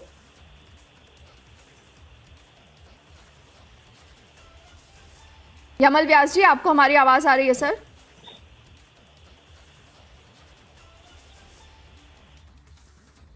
Okay, I think we have some trouble with that line, but we'll try to get you the very first response from the Gujarat BJP to that allegation that has been put in by the Congress party. On what basis does the Congress believe that this was a violation of the Model Code of Conduct? Or is the truth in the fact that the Congress right now is sensing a defeat. The reason why? You hear them breaking up this controversy bang in the middle of the second phase of polling that is underway. We headed to a quick break right now. On the other side, back with lots more.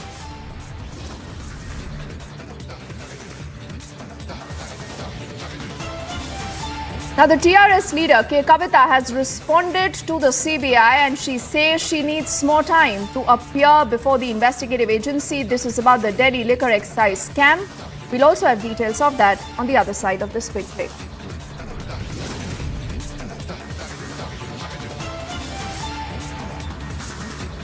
Also, Sasikala is back at the Jaya Memorial, so are EPS and OPS. But what does this mean for the future of the AIADMK?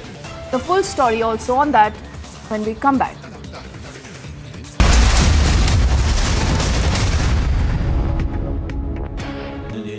Amity has been ranked India's #1 not-for-profit private university for 10 years, with top 10 ranked institutions in management, engineering, biotech, law, masscom, telecom, hospitality, fashion and more.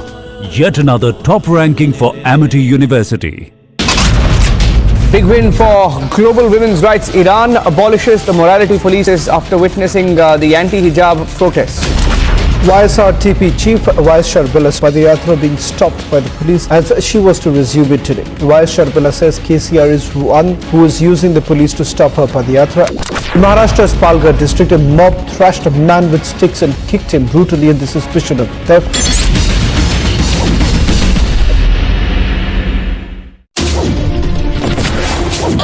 आज के दिन जब दिल में दर्द है अपने जवानों की शहादत पर, उसी के साथ साथ जब ये नारे गूंजते हैं तो एक सुकून है, एक हिम्मत है।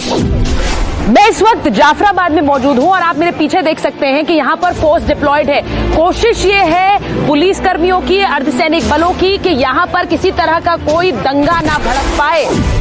तो आपको लगातार बता रहे हैं कि किसान कानून वापस हुए हैं और किसान कानून वापस होने के बाद सीधे किसानों के बीच पहुंची हूं और किसानों से ही बात कर रही हूं। शाहीन बाग पर बुलडोजर चलेगा।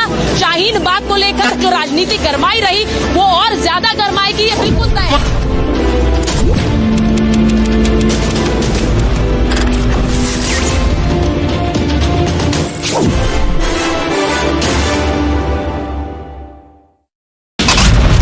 The Congress candidate Rajendra Parmar was caught in a controversy after videos have gone viral of women dancers are hired to entertain the public. As India marks Navy Day, mega celebrations in Visakhapatnam.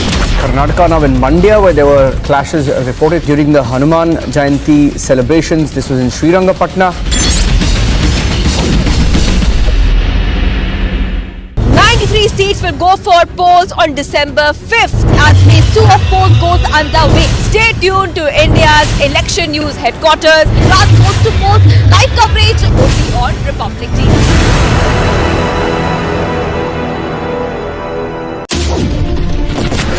Waterlogging has increased in the last 3 to 4 hours. Elphinstone Station. That India and Germany interact in the framework of the G4 when it comes to the reform of the UN Security Council. We had a discussion on India's G20 presidency, which comes just as Germany itself is concluding a very successful G7 presidency.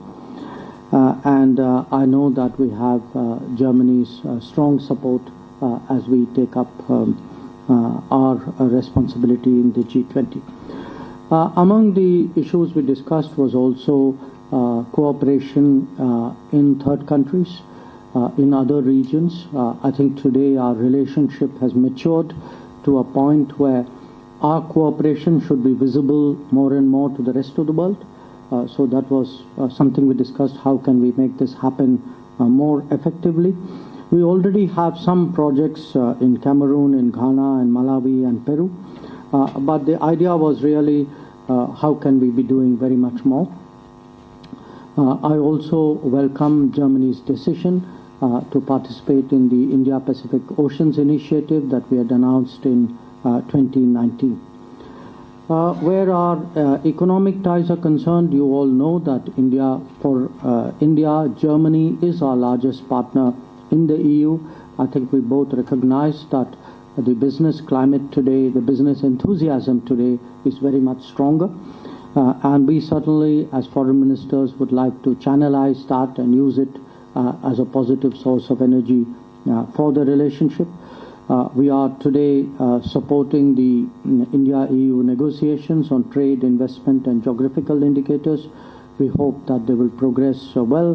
The third round of negotiations on the FTA has just concluded. But I think on a broader scale, I think both of us spent time talking about how to create more reliable and resilient supply chains. In the digital world, how to encourage more trust and transparency. I think we have a common interest, India and Germany, in ensuring not just a stronger global economy, but also a more secure global economy. So as you can see, on this range of issues, really it's been a very productive morning. There was some talk between us on people-to-people relationships. We have just signed the Migration and Mobility Partnership Agreement, and I do think that this will be a very strong signal for a greater, not just a greater flow of talent and skills between our two societies, but I think also as a basis for a more contemporary partnership.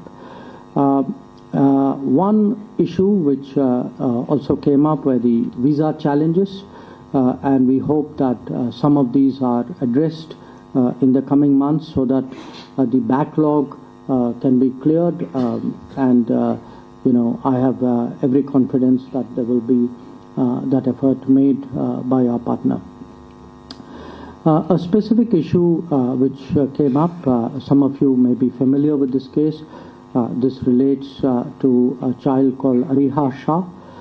So we have concerns that the child should be in her linguistic, religious, cultural and social environment. This is her right.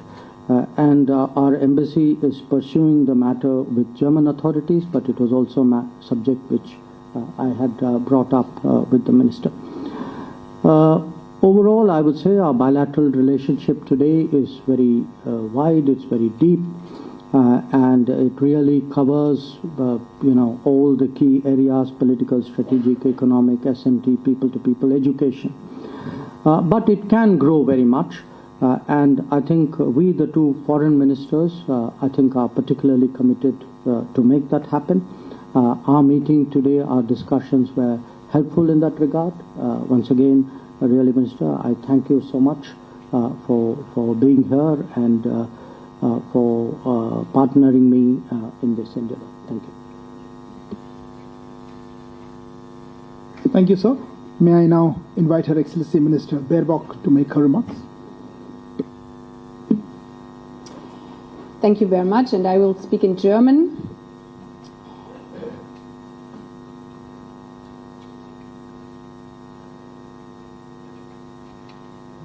Sehr geehrte Damen und Herren, lieber Subramaniam Jaishankar Ji, vielen Dank für den herzlichen Empfang heute hier in Neu-Delhi.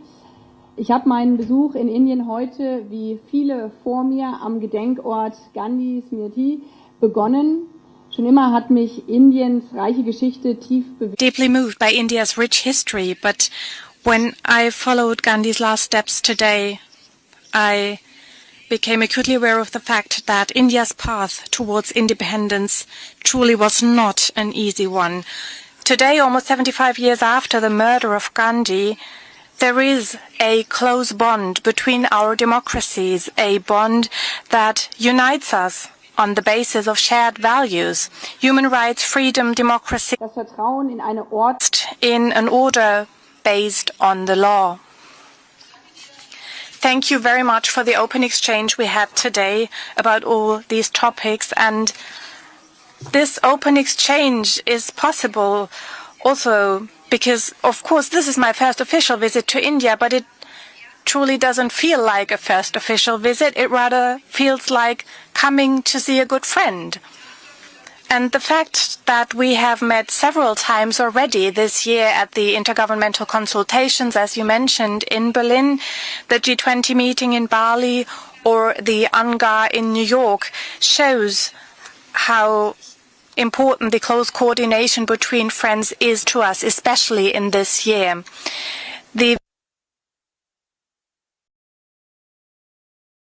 And it also illustrates that in these difficult times, it is important that we stand together as partners in values, that we really can grow together, and that we are doing so. My visit today could not be more timely. This month, as you said, India's G20 presidency and your presidency in the UN Security Council overlap with our G7 presidency. So you're also having the presidency of the United Nations Security Council.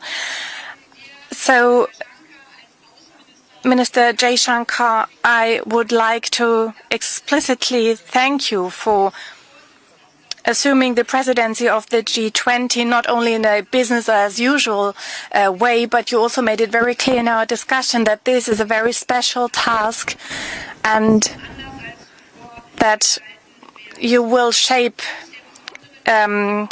with great responsibility. So India is assuming global responsibility in this difficult moment. Responsibility for the most urgent tasks of our time.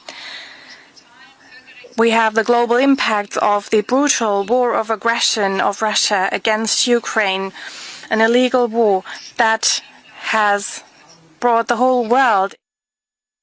Couple of statements coming out at this point of time, where India, Germany they have signed an agreement together, and they have signed an agreement on the comprehensive migration and mobility partnership with the German foreign minister as well in Delhi. So really cementing the India-German ties there, and a lot of issues were discussed, including the Russia-Ukraine war, and Germany also saying that they share deep ties with India.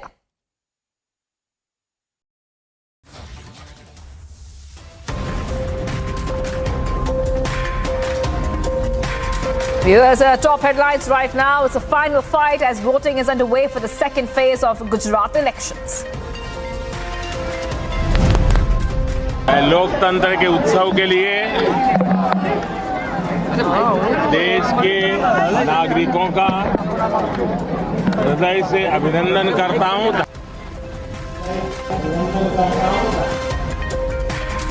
Amid the Modi chants, PM cast his vote in Ahmedabad, Lord's Election Commission for conducting peaceful polls.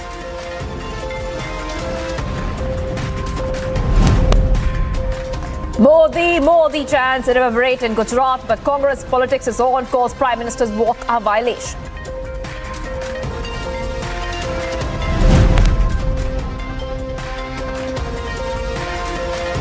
Home Minister Amit Shah, along with his family members, cast vote in Ahmedabad, appeals for first-time voters to step out to vote. It's a prestige battle in UP's Mainpuri, the seat vacant after Mulayam Singh Yadav's demise.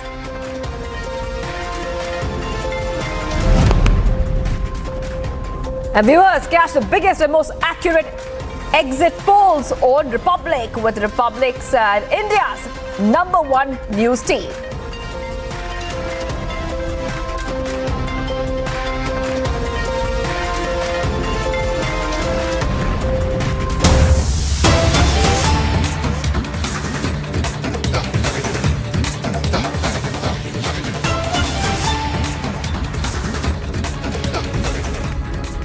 Viewers, getting some breaking news coming in. Republic has spoken to Akhilesh Yadav, where bypolls are underway. Akhilesh Yadav, who has just cast his vote, has made some very big allegations against UP police and said that cops are not allowing the people to cast their vote.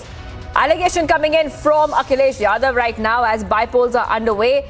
He has made a couple of allegations saying that voters are being stopped from casting their vote. Let's go ahead and listen in to this conversation that Republic TV has had with Akhilesh Yadav.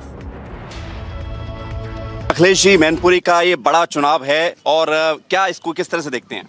देखिए, ये चुनाव नेताजी के ना रहने पर है। पहला चुनाव ऐसा हो रहा है जब नेताजी हमारे बीच नहीं हैं। जो विकास दिखाई दे रहा है मैनपुरी में, सड़कों का, बिजली का या और तरह का, सब समाजवादी पार्टी और नेताजी का कराया हुआ है। इसलिए मैनपुरी की जनता एक बार फिर समाजवादी पार्टी को वोट देने जा रही है। जहां से सूचनाएं आ रही हैं, ज़रूर डिले कर रहे हैं। पुलिस प्रशासन की हो सकता है ये ब्रीफिंग रही हो या किसने ब्रीफ किया हो कि जिसकी वजह से एक एक व्यक्ति जो वोटर है, जो वोट डालने आ रहा है, उसकी कई बार चेकिंग हो रही है। अगर इसी तरह चेकिंग होगी तो वोट कितना पड़ पाएगा। कई बूथों से ये शिकायतें आई हैं। पीसी में आपने कहा कि लोगों को रोका जा रहा वोट करने से, और प्रशासन जो आपके कार्यकर्ताओं के पीछे पड़ा हुआ है, क्या शिकायतें मिली आपको? अभी घिरोर में जो हमारी पार्टी के पदाधिकारी हैं गुप्ता जी, उन्हें पहली बार उठाया, फिर कहा गया, फिर छोड़ दिया, फिर उठा लिया। जो व्यक्ति 70 साल का है उसे बार बार क्यों उठा रहे हैं आप? जहाँ पर शिकायतें आई थी, कुछ जगह ठीक हो गई, कुछ जगह अभी भी है इस तरह का कि उन्हें डराया धमकाया जा रहा है। जहाँ हम खड़े हैं, अगर बगल का बूथ देख के आइए, सेंटर फोर्स चेक कर रही है पहले आईडी, फिर अंदर चेक हो रहा है आईडी, फिर एक और चेक हो रहा है आईडी। अगर 3 बार आईडी चेक होगा तो वोटर अपना वोट कब डालेगा? तो आपको लगता है आईडी चेक नहीं होना चाहिए? नहीं, जो नियम है उसके तहत होना चाहिए। जिसका अधिकार है उसको चेक होना चाहिए। अरे चुनौती आप मानते हैं? कोई चुनौती नहीं है। या फिर इसकी देखिए, जो बेईमानी हो रही है रामपुर, वो सब देख रहे हैं कि जहां पुलिस प्रशासन की कोशिश ये होनी चाहिए कि ज़्यादा से ज़्यादा वोट आए, निकले और पड़े, वहाँ कोशिश ये चल रही है कि वोट ना पड़ पाए। कर्फ्यू सा लगा दिया डेमोक्रेसी में। अगर आप वोट के दिन कर्फ्यू लगा दोगे तो आप डेमोक्रेसी को हिला रहे हैं, आप डेमोक्रेसी को खत्म कर रहे हैं। और ये जाना किसके इशारे पे ये सब कुछ हो रहा है? एक आखिरी सवाल, नेताजी की विरासत है, एक तरफ उनके शिष्य कहे जाते हैं रघुराज शाक्य, और एक तरफ उनकी पुत्रवधू। देखिए, नेताजी की सबसे बड़ी विरासत है समाजवादी विचारधारा जो हमको दी है। नेताजी ने जीवन भर आर्थिक, सामाजिक और राजनीतिक पहलुओं के जो अपना पक्ष रखा और जहां ऊंचाई तक पहुंचाया लोगों को। मैं समझता हूं समाजवादी विचारधारा नेताजी यहां तक लेकर के आए हैं। हमारी सबकी जिम्मेदारी बनती है कि अगले 50 साल तक इस विचारधारा को और कैसे मजबूत किया जाए। चुनाव में धांधली के आरोपों के बीच अब आप क्या करेंगे आगे? धांधली पे शिकायत कर रहे हैं, कुछ जगह शिकायतें सुनी जा रही हैं, कुछ जगह शिकायतें नहीं सुनी जा रही हैं। मैं समझता हूँ इलेक्शन कमीशन को निगरानी रखनी चाहिए, और पूरी निगरानी इसलिए रखनी चाहिए कि जब सरकार और प्रशासन मिल जाएगा तो लोकतंत्र कैसे बचेगा। पिछले उपचुनाव के नतीजे उतने अच्छे नहीं रहते, इस उपचुनाव में क्या उम्मीद है? कई बार उपचुनाव में बहुत अच्छे नतीजे आए हैं, और पिछली बार भी बेईमानी हुई थी। मैं समझता हूँ इस बार वोटर बेईमानी से नहीं डर रहा है, इसीलिए ज़्यादा से ज़्यादा वोट डालने निकले हैं। We are right now at Delhi's Karkardoma, where outside this hotel, that is the Ginger Hotel, a massive fire was reported on the 3rd floor of this very hotel at around 9:15 a.m. As you can see in the visuals, 11 fire tenders at that point of time were rushed to spot. Total chaos was witnessed. Right now, we do have some ambulances and some fire tenders. We are getting to learn that nobody so far has been injured in the fire, in the mishap that took place in this very hotel so far. However, the rescue operations right now are still underway. The people are telling us that the reason for why the fire broke out has not been known yet. However, the situation is now under control. Remember, it is to be noted that it is a hotel, and the fire was at 9:13 a.m. in the morning at the 3rd floor, and the 3rd floor is a banquet hall. So it is likely to be said that the fire took off from the kitchen, but however, nothing has been confirmed by official sources as well. We have few people here who were there at the rescue op. Sir, आप वहाँ पे थे जब आग लगी थी? हाँ जी। क्या सिनेरियो था वहाँ पे? क्या हो सकता है वहाँ पे? क्यों आग लगी थी? इसके बारे में तो पता नहीं। हम बगल वाले होटल से आए थे, जब हमें पता लगा आग लगी तो हम तुरंत आए। उसके बाद हमने अपना किया। कितना ज़्यादा फैल गई थी आग? आग तो पूरी बिल्डिंग में फैल गई थी। काफ़ी लोग गैस एक ही फ्लोर पे लगने की वजह से पूरे गैस फ्लोर पे भी धुआं हो गया, इस वजह से लग गई थी आग। फ्लोर एक ही फ्लोर पे लगी थी आग। लेकिन सारे लोग Regarding Pakistan, I spent some time with the minister outlining, the nature of our ties, the challenge of cross-border terrorism. And essentially the fact that, we engage Pakistan bilaterally on whatever outstanding issues, but the main challenge today is really the fact that we cannot have talks while there is terrorism. And I think there was understanding from the German side in this regard.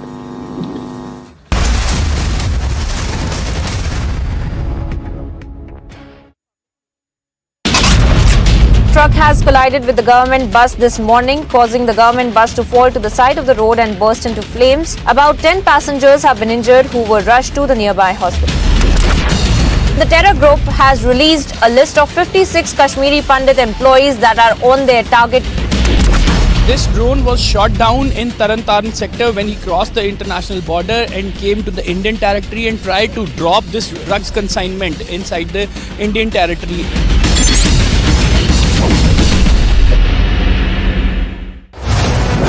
The mandate from the two states. It's been a high-stakes battle for the Prime Minister. Who will win, Gujarat and Himachal? While the opposition was missing in action, the people have given the real mandate. Will the BJP retain both the states? Is the Aam Aadmi Party even a factor? Get the earliest peep into the verdict with Republic PMark exit poll, December the 5th at 6 p.m.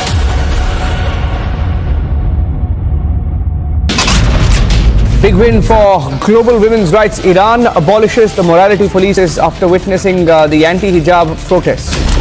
YSRTP Chief Vice Sharbila Padiyatra being stopped by the police as she was to resume it today. Vice Sharbila says KCR is one who is using the police to stop her Padiyatra. In Maharashtra's Palghar district, a mob thrashed a man with sticks and kicked him brutally on the suspicion of theft.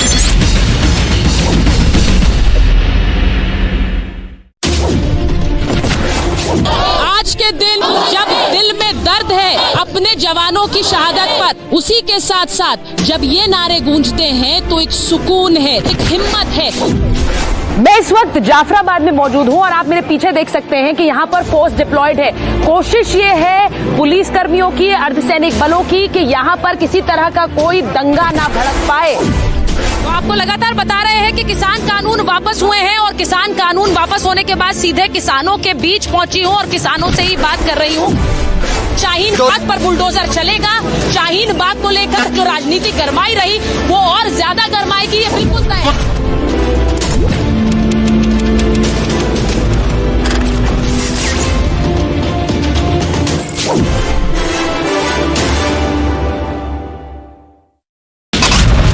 The Congress candidate Rajendra Parmar was caught in a controversy after videos have gone viral of women dancers are hired to entertain the public. As India marks Navy Day, mega celebrations in Visakhapatnam. Karnataka now in Mandya, where there were clashes reported during the Hanuman Jayanti celebrations. This was in Srirangapatna. 93 seats will go for polls on December 5th as phase 2 of polls goes underway. Stay tuned.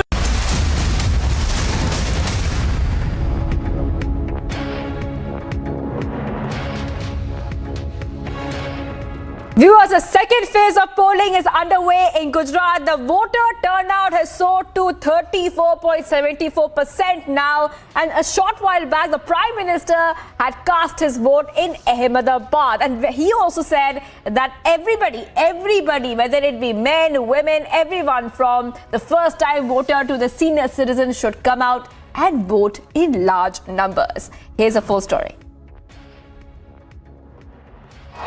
At around 8:50 a.m., Prime Minister Narendra Modi's grand convoy left from Raj Bhavan in Gandhinagar. The convoy headed for Nishan Public School poll booth in Rani. Thousands lined up and cheered for the Prime Minister. Huge crowds were seen on both sides of the road outside PM's poll booth. And the cheers grew louder as the crowds caught the first glimpse of the Prime Minister's cavalcade arriving. Prime Minister Narendra Modi greeted the supporters and waved at the crowd. Prime Minister entered Nishan Public School and greeted the officials at the polling booth, stood in the queue to cast his vote. Shortly, PM Modi got his finger inked, participating in the festival of democracy. PM was welcomed by his brother and after spending some time with him, he stepped out and greeted the supporters who had been waiting for hours to get a glimpse of PM. Prime Minister Narendra Modi lauded the Election Commission and people of Gujarat. लोकतंत्र के उत्सव के लिए देश के नागरिकों का हृदय से अभिनंदन करता हूं, धन्यवाद करता हूं। मैं इलेक्शन कमीशन को भी हृदय से बहुत बहुत बधाई देता हूं। And as Gujarat counts down to December 8, Prime Minister has risen the temperatures in battleground Gujarat. The Modi factor is undeniable. Bureau Report, Republic TV.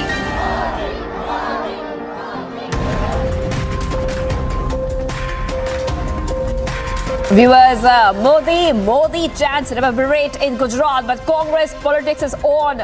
They're calling the Prime Minister's walk a violation.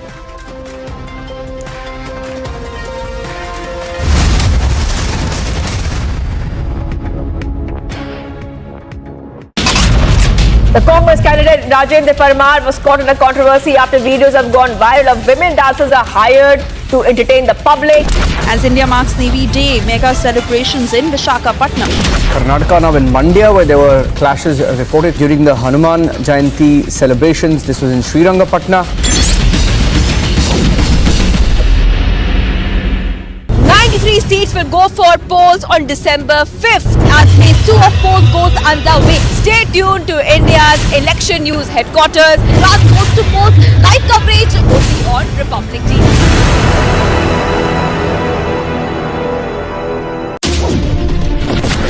Waterlogging has increased in the last 3 to 4 hours. Elphinstone station is shut, which means all those people who are hoping to go back home.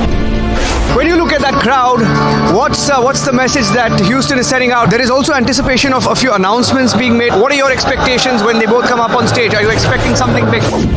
I'm at the Jama Masjid in Bandra and there are thousands of people behind me. Why they are protesting, but the situation is pretty tense. Thousands of people that you see. 4 दिन की remand है, 4 दिन की remand. कुछ कहना चाहते हैं आप? पत्राचौल स्कैम, मनी लॉन्ड्रिंग का चार्ज के बारे में क्या बोलना चाहते हैं आप?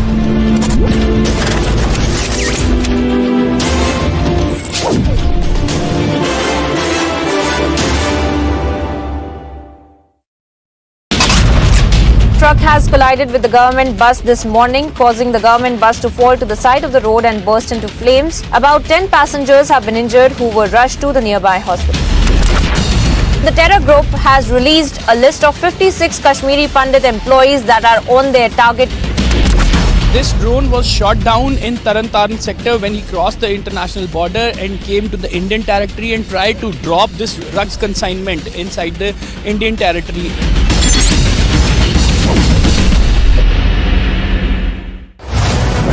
The mandate from the two states. It's been a high-stakes battle for the Prime Minister. Who will win, Gujarat and Himachal? While the opposition was missing in action, the people have given the real mandate. Will the BJP retain both the states? Is the Aam Aadmi Party even a factor? Get the earliest peep into the verdict with Republic PMark exit poll, December the 5th at 6 p.m.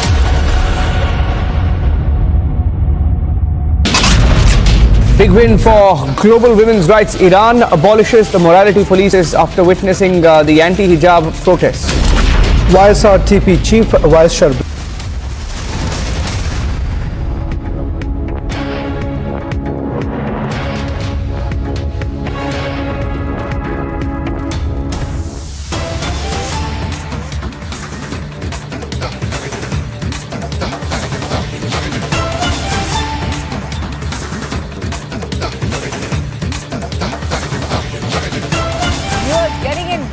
Visuals right now for Pakistan drone which has been shot down by the BSF in Amritsar, and this is not the first time Pakistan drones are being sent across the border again and again by Pakistan.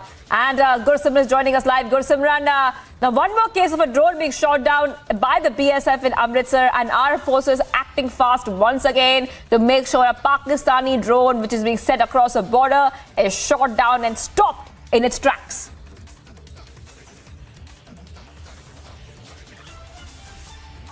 भाई ये आवाज नहीं आ रही.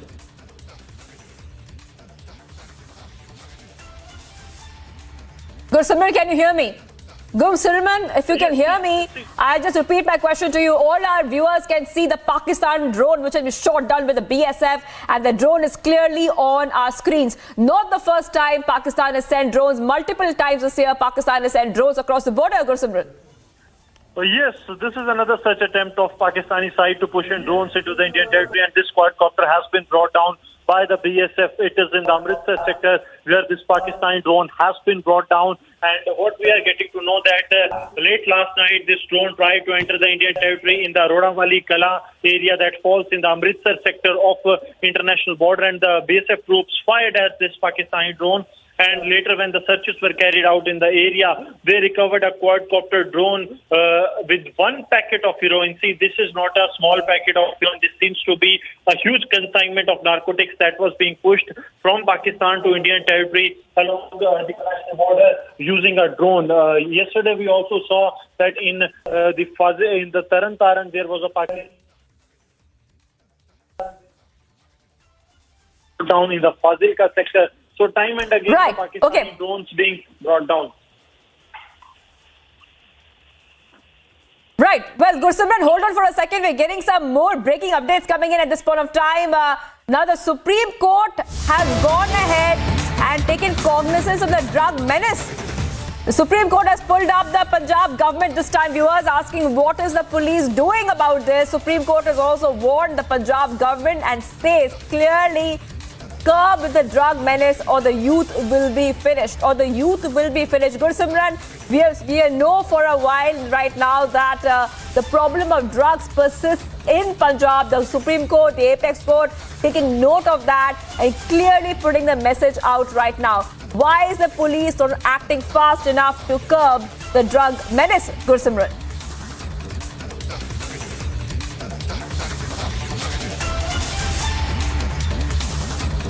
Amandeep, can you hear me? I know Amandeep is joining us right now. Amandeep, Supreme Court making a very, very clear stance right now and asking the Punjab government, pulling out the Punjab government about drugs. Drug menace continues there in Punjab. Supreme Court taking note of it. Well, absolutely, Shivaji. The point is that Supreme Court has made certain kind of observation, quoting that every mohalla in the Punjab is having its own illegal bhatti. That is leading to making the illicit liquor. And in fact, now they have pulled up the Punjab government and seeking a report, a detailed report, in fact, on this. And even this is a very serious issue, just because Punjab is suffering from the drug menace since years.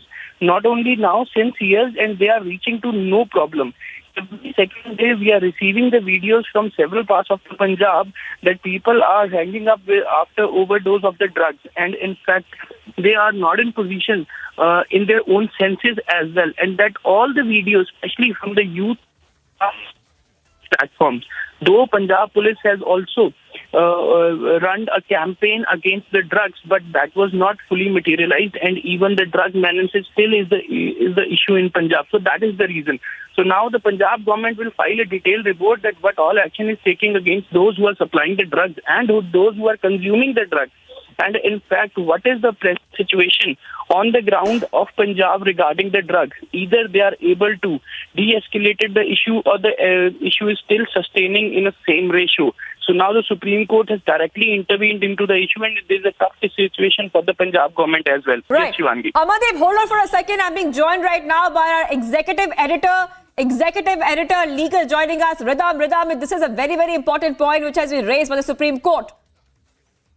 Well, absolutely. Today, the top court of the country comes down very, very clearly on what's been spoken about in the drug menace case. The Supreme Court has said stern remarks being made. Youth will be finished otherwise in Punjab. So the Justice Shah has also said every mohalla there is a bhatti. What is the local police doing? They've asked questions. They've also said this recovery of penalty is not the option. How many FIRs are filed? Why is there no charge sheet? Are those people even being charged? So the Supreme Court, taking very stern note of what's happening in the drug menace in the state of Punjab, makes these observations. The bench of Justice Ravi Kumar and Justice Shah hearing a matter over the Punjab drug menace.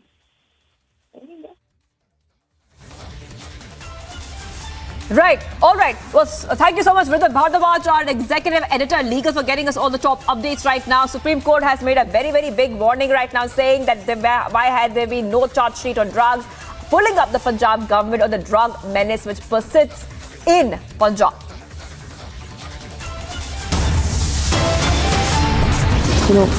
I think first we need to establish the facts very clearly. The European Union, between February 24th and 17th November,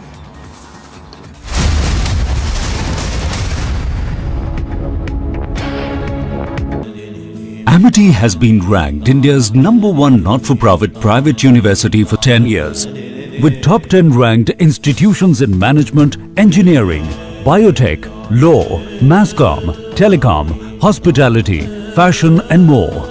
Yet another top ranking for Amity University. Big win for global women's rights. Iran abolishes the morality police after witnessing the anti-hijab protests. YSRTP Chief Vice Sharbila Padayatra being stopped by the police as she was to resume it today. Vice Sharbila says KCR is one who is using the police to stop her Padayatra. In Maharashtra's Palghar district, a mob thrashed a man with sticks and kicked him brutally on the suspicion of theft.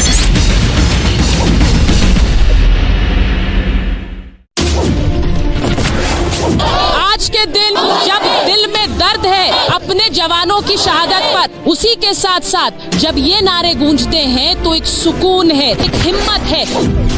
मैं इस वक्त जाफराबाद में मौजूद हूं और आप मेरे पीछे देख सकते हैं कि यहाँ पर फोर्स डिप्लॉयड है। कोशिश ये है पुलिस कर्मियों की, अर्धसैनिक बलों की कि यहाँ पर किसी तरह का कोई दंगा ना भड़क पाए। तो आपको लगातार बता रहे हैं कि किसान कानून वापस हुए हैं और किसान कानून वापस होने के बाद सीधे किसानों के बीच पहुंची हूं और किसानों से ही बात कर रही हूं। शाहीन बाग पर बुलडोजर चलेगा। शाहीन बाग को लेकर जो राजनीति गरमाई रही वो और ज्यादा गरमाएगी, ये बिल्कुल तय है।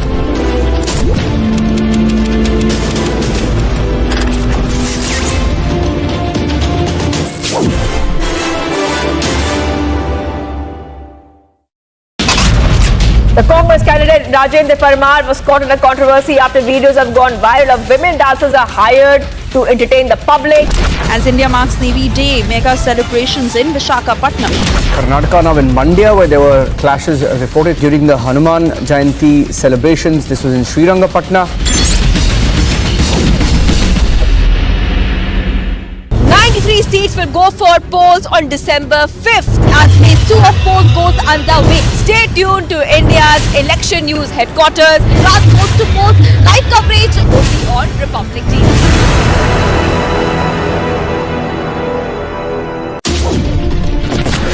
Waterlogging has increased in the last 3 to 4 hours. Elphinstone Station.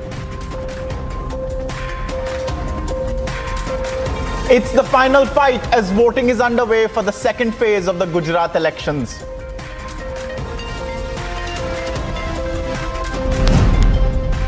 लोकतंत्र के उत्सव के लिए देश के नागरिकों का हृदय से अभिनंदन करता हूं। Amid the Modi chants, PM casts his vote in Ahmedabad, lauds the Election Commission for conducting peaceful polls. Congress to complain to the Election Commission over Prime Minister's walk before his vote, calls it a road show and hence a violation.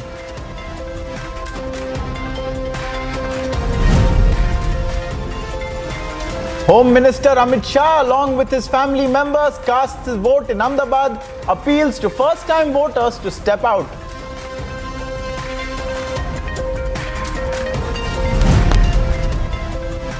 It's a prestige battle in Uttar Pradesh's mainpuri. The seat left vacant after Mulayam Singh Yadav's demise is what people are vying for.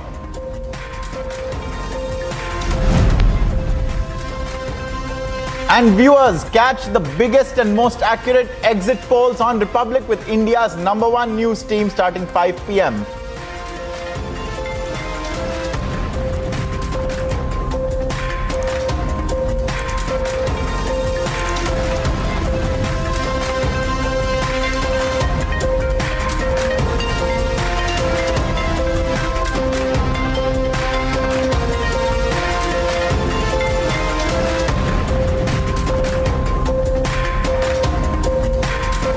Well, a very good afternoon, viewers. Second phase of polling is on right now. The voter turnout has soared from around 19% around 11 a.m. Now it is 34.74%. And Ankit is also joining us right now. Ankit, we have been seeing a lot of big political leaders today. We have seen Amit Shah voting today. We have seen PM Modi voting today as well. The Prime Minister urging everyone to come out and vote in large numbers, Ankit. And it's going to be a very, very significant election. The first phase we saw, which happened a few days ago. Now the second phase will also decide the political trajectory of a nation, as general elections are also coming very, very soon, Ankit. Yes, Shivangi, we are most certainly in the lead up. And I think what's helped in the phase 2 of the Gujarat elections is, like you mentioned, the senior leaders going out and voting. It doesn't get any bigger than the Prime Minister and the Home Minister on their home turf in the big cities in Gujarat, going out, voting, setting that example, and also the Prime Minister's mother going out and voting as well. It just tells people to go out and exercise their franchise. We've had a frenetic day of voting so far. There are about 3 hours to go before the polls close, and then we can bring you the exit poll. But let's take a look right now at what the various leaders have said and what they indicated as they went to the polls today, Shivangi. Right, so let's have a look at this report. At around 8:50 a.m., Prime Minister Narendra Modi's grand convoy left from Raj Bhavan in Gandhinagar. The convoy headed for Nishan Public School poll booth in Rani. Thousands lined up and cheered for the Prime Minister. Huge crowds were seen on both sides of the road outside PM's poll booth. And the cheers grew louder as the crowds caught the first glimpse of the Prime Minister's cavalcade arriving. Prime Minister Narendra Modi greeted the supporters and waved at the crowd. Prime Minister entered Nishan Public School and greeted the officials at the polling booth, stood in the queue to cast his vote. Shortly, PM Modi got his finger inked, participating in the festival of democracy. PM was welcomed by his brother, and after spending some time with him, he stepped out and greeted the supporters who had been waiting for hours to get a glimpse of PM.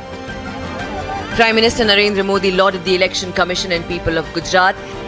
लोकतंत्र के उत्सव के लिए देश के नागरिकों का हृदय से अभिनंदन करता हूं, धन्यवाद करता हूं।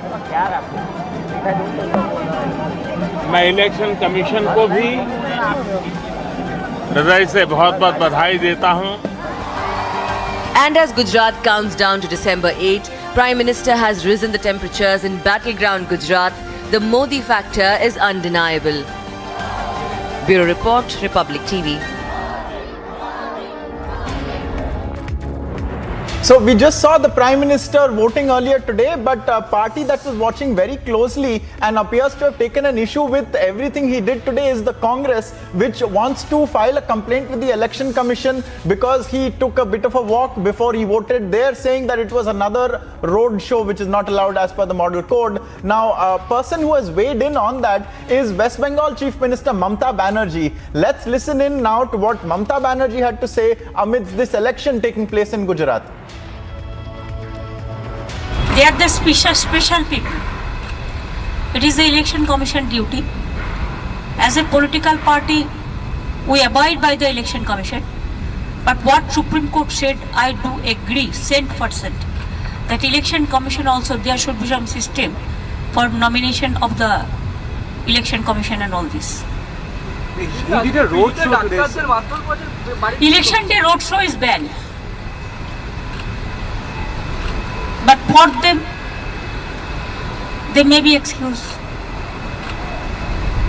This is the basic difference. They are the special people. It is the Election Commission duty. As a political party, we abide by the Election Commission.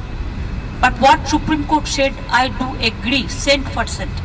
That Election Commission also, there should be some system for nomination of the Election Commission and all this. He did a road show today. Election day road show is banned.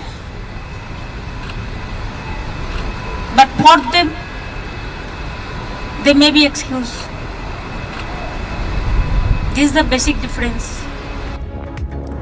Well, viewers, Mamata Banerjee is saying that special treatment being given to some people, and as a Congress is saying that there has been a violation of the Model Code of Conduct. Congress clearly on a back foot right now because Congress has been counting on anti-incumbency, but the BJP this time has fielded a lot of fresh faces. My colleague Priyanka has also been on the ground and she is filing this report. She has spoken to Dr. Yamal Vyas of the BJP. Let's listen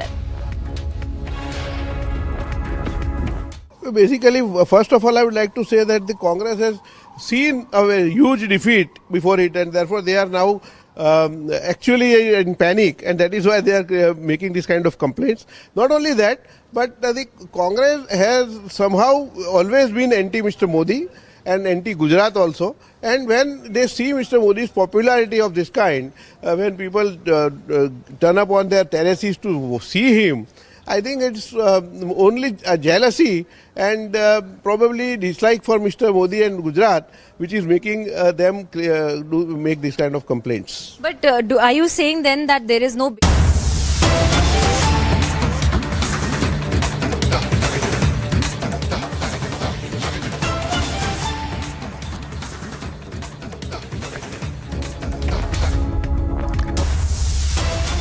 Viewers, getting some breaking news at this point of time. Viewers, getting breaking news. Police seeking stringent law on forced religious conversions. The Supreme Court hearing has begun, viewers. The last week, the Gujarat government has filed an affidavit in the Supreme Court supporting steps to curb forced conversions. The government is calling for a national law to ban forced conversions. And of course, we are getting a lot of information as well on the Supreme Court hearing forced conversion plea. Now, this is happening right now as we speak as well, viewers. And this is, in fact, happening as we speak.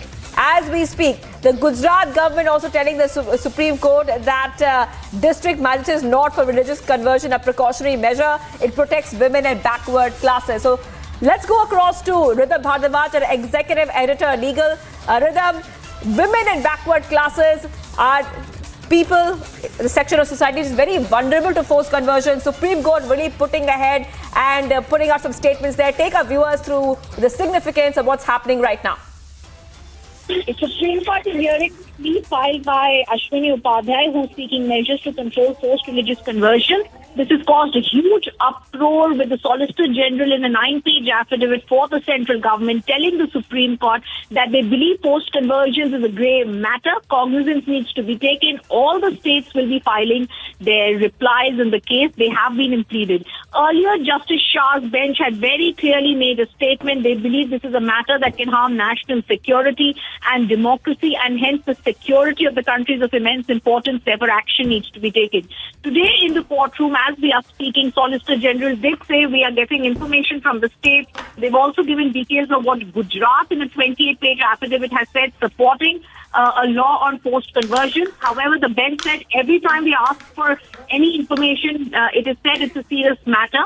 And therefore, the Supreme Court is trying to state that they want to quickly hear the matter and pass some sort of a law on this case.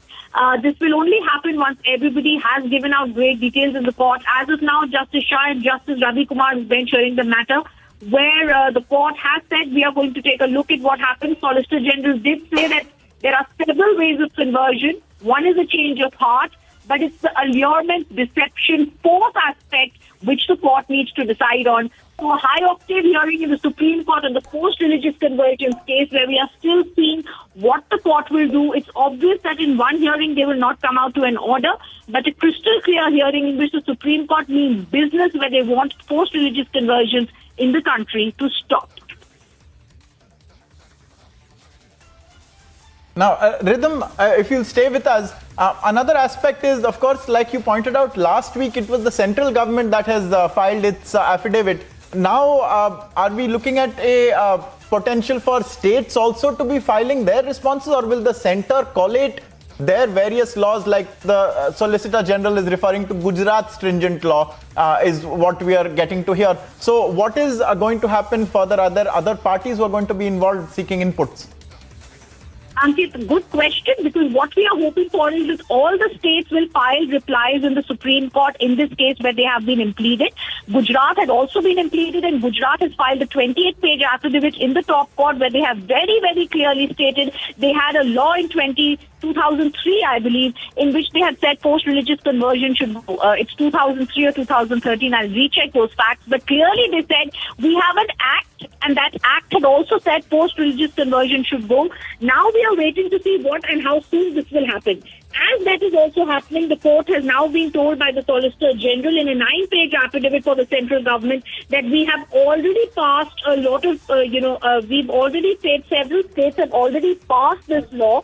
So we have to see how soon will this law become a central law for the entire nation. The Supreme Court in one of the first hearings, I think in November, had stated that this is a matter of national security and democracy of the country, which is of immense importance. Keeping that in mind, they had stated we want to go ahead and quickly pass a law to ensure that post-religious conversions don't become the time of the day. As we are speaking, the Supreme Court hearing continues. The government of Gujarat had said in 2003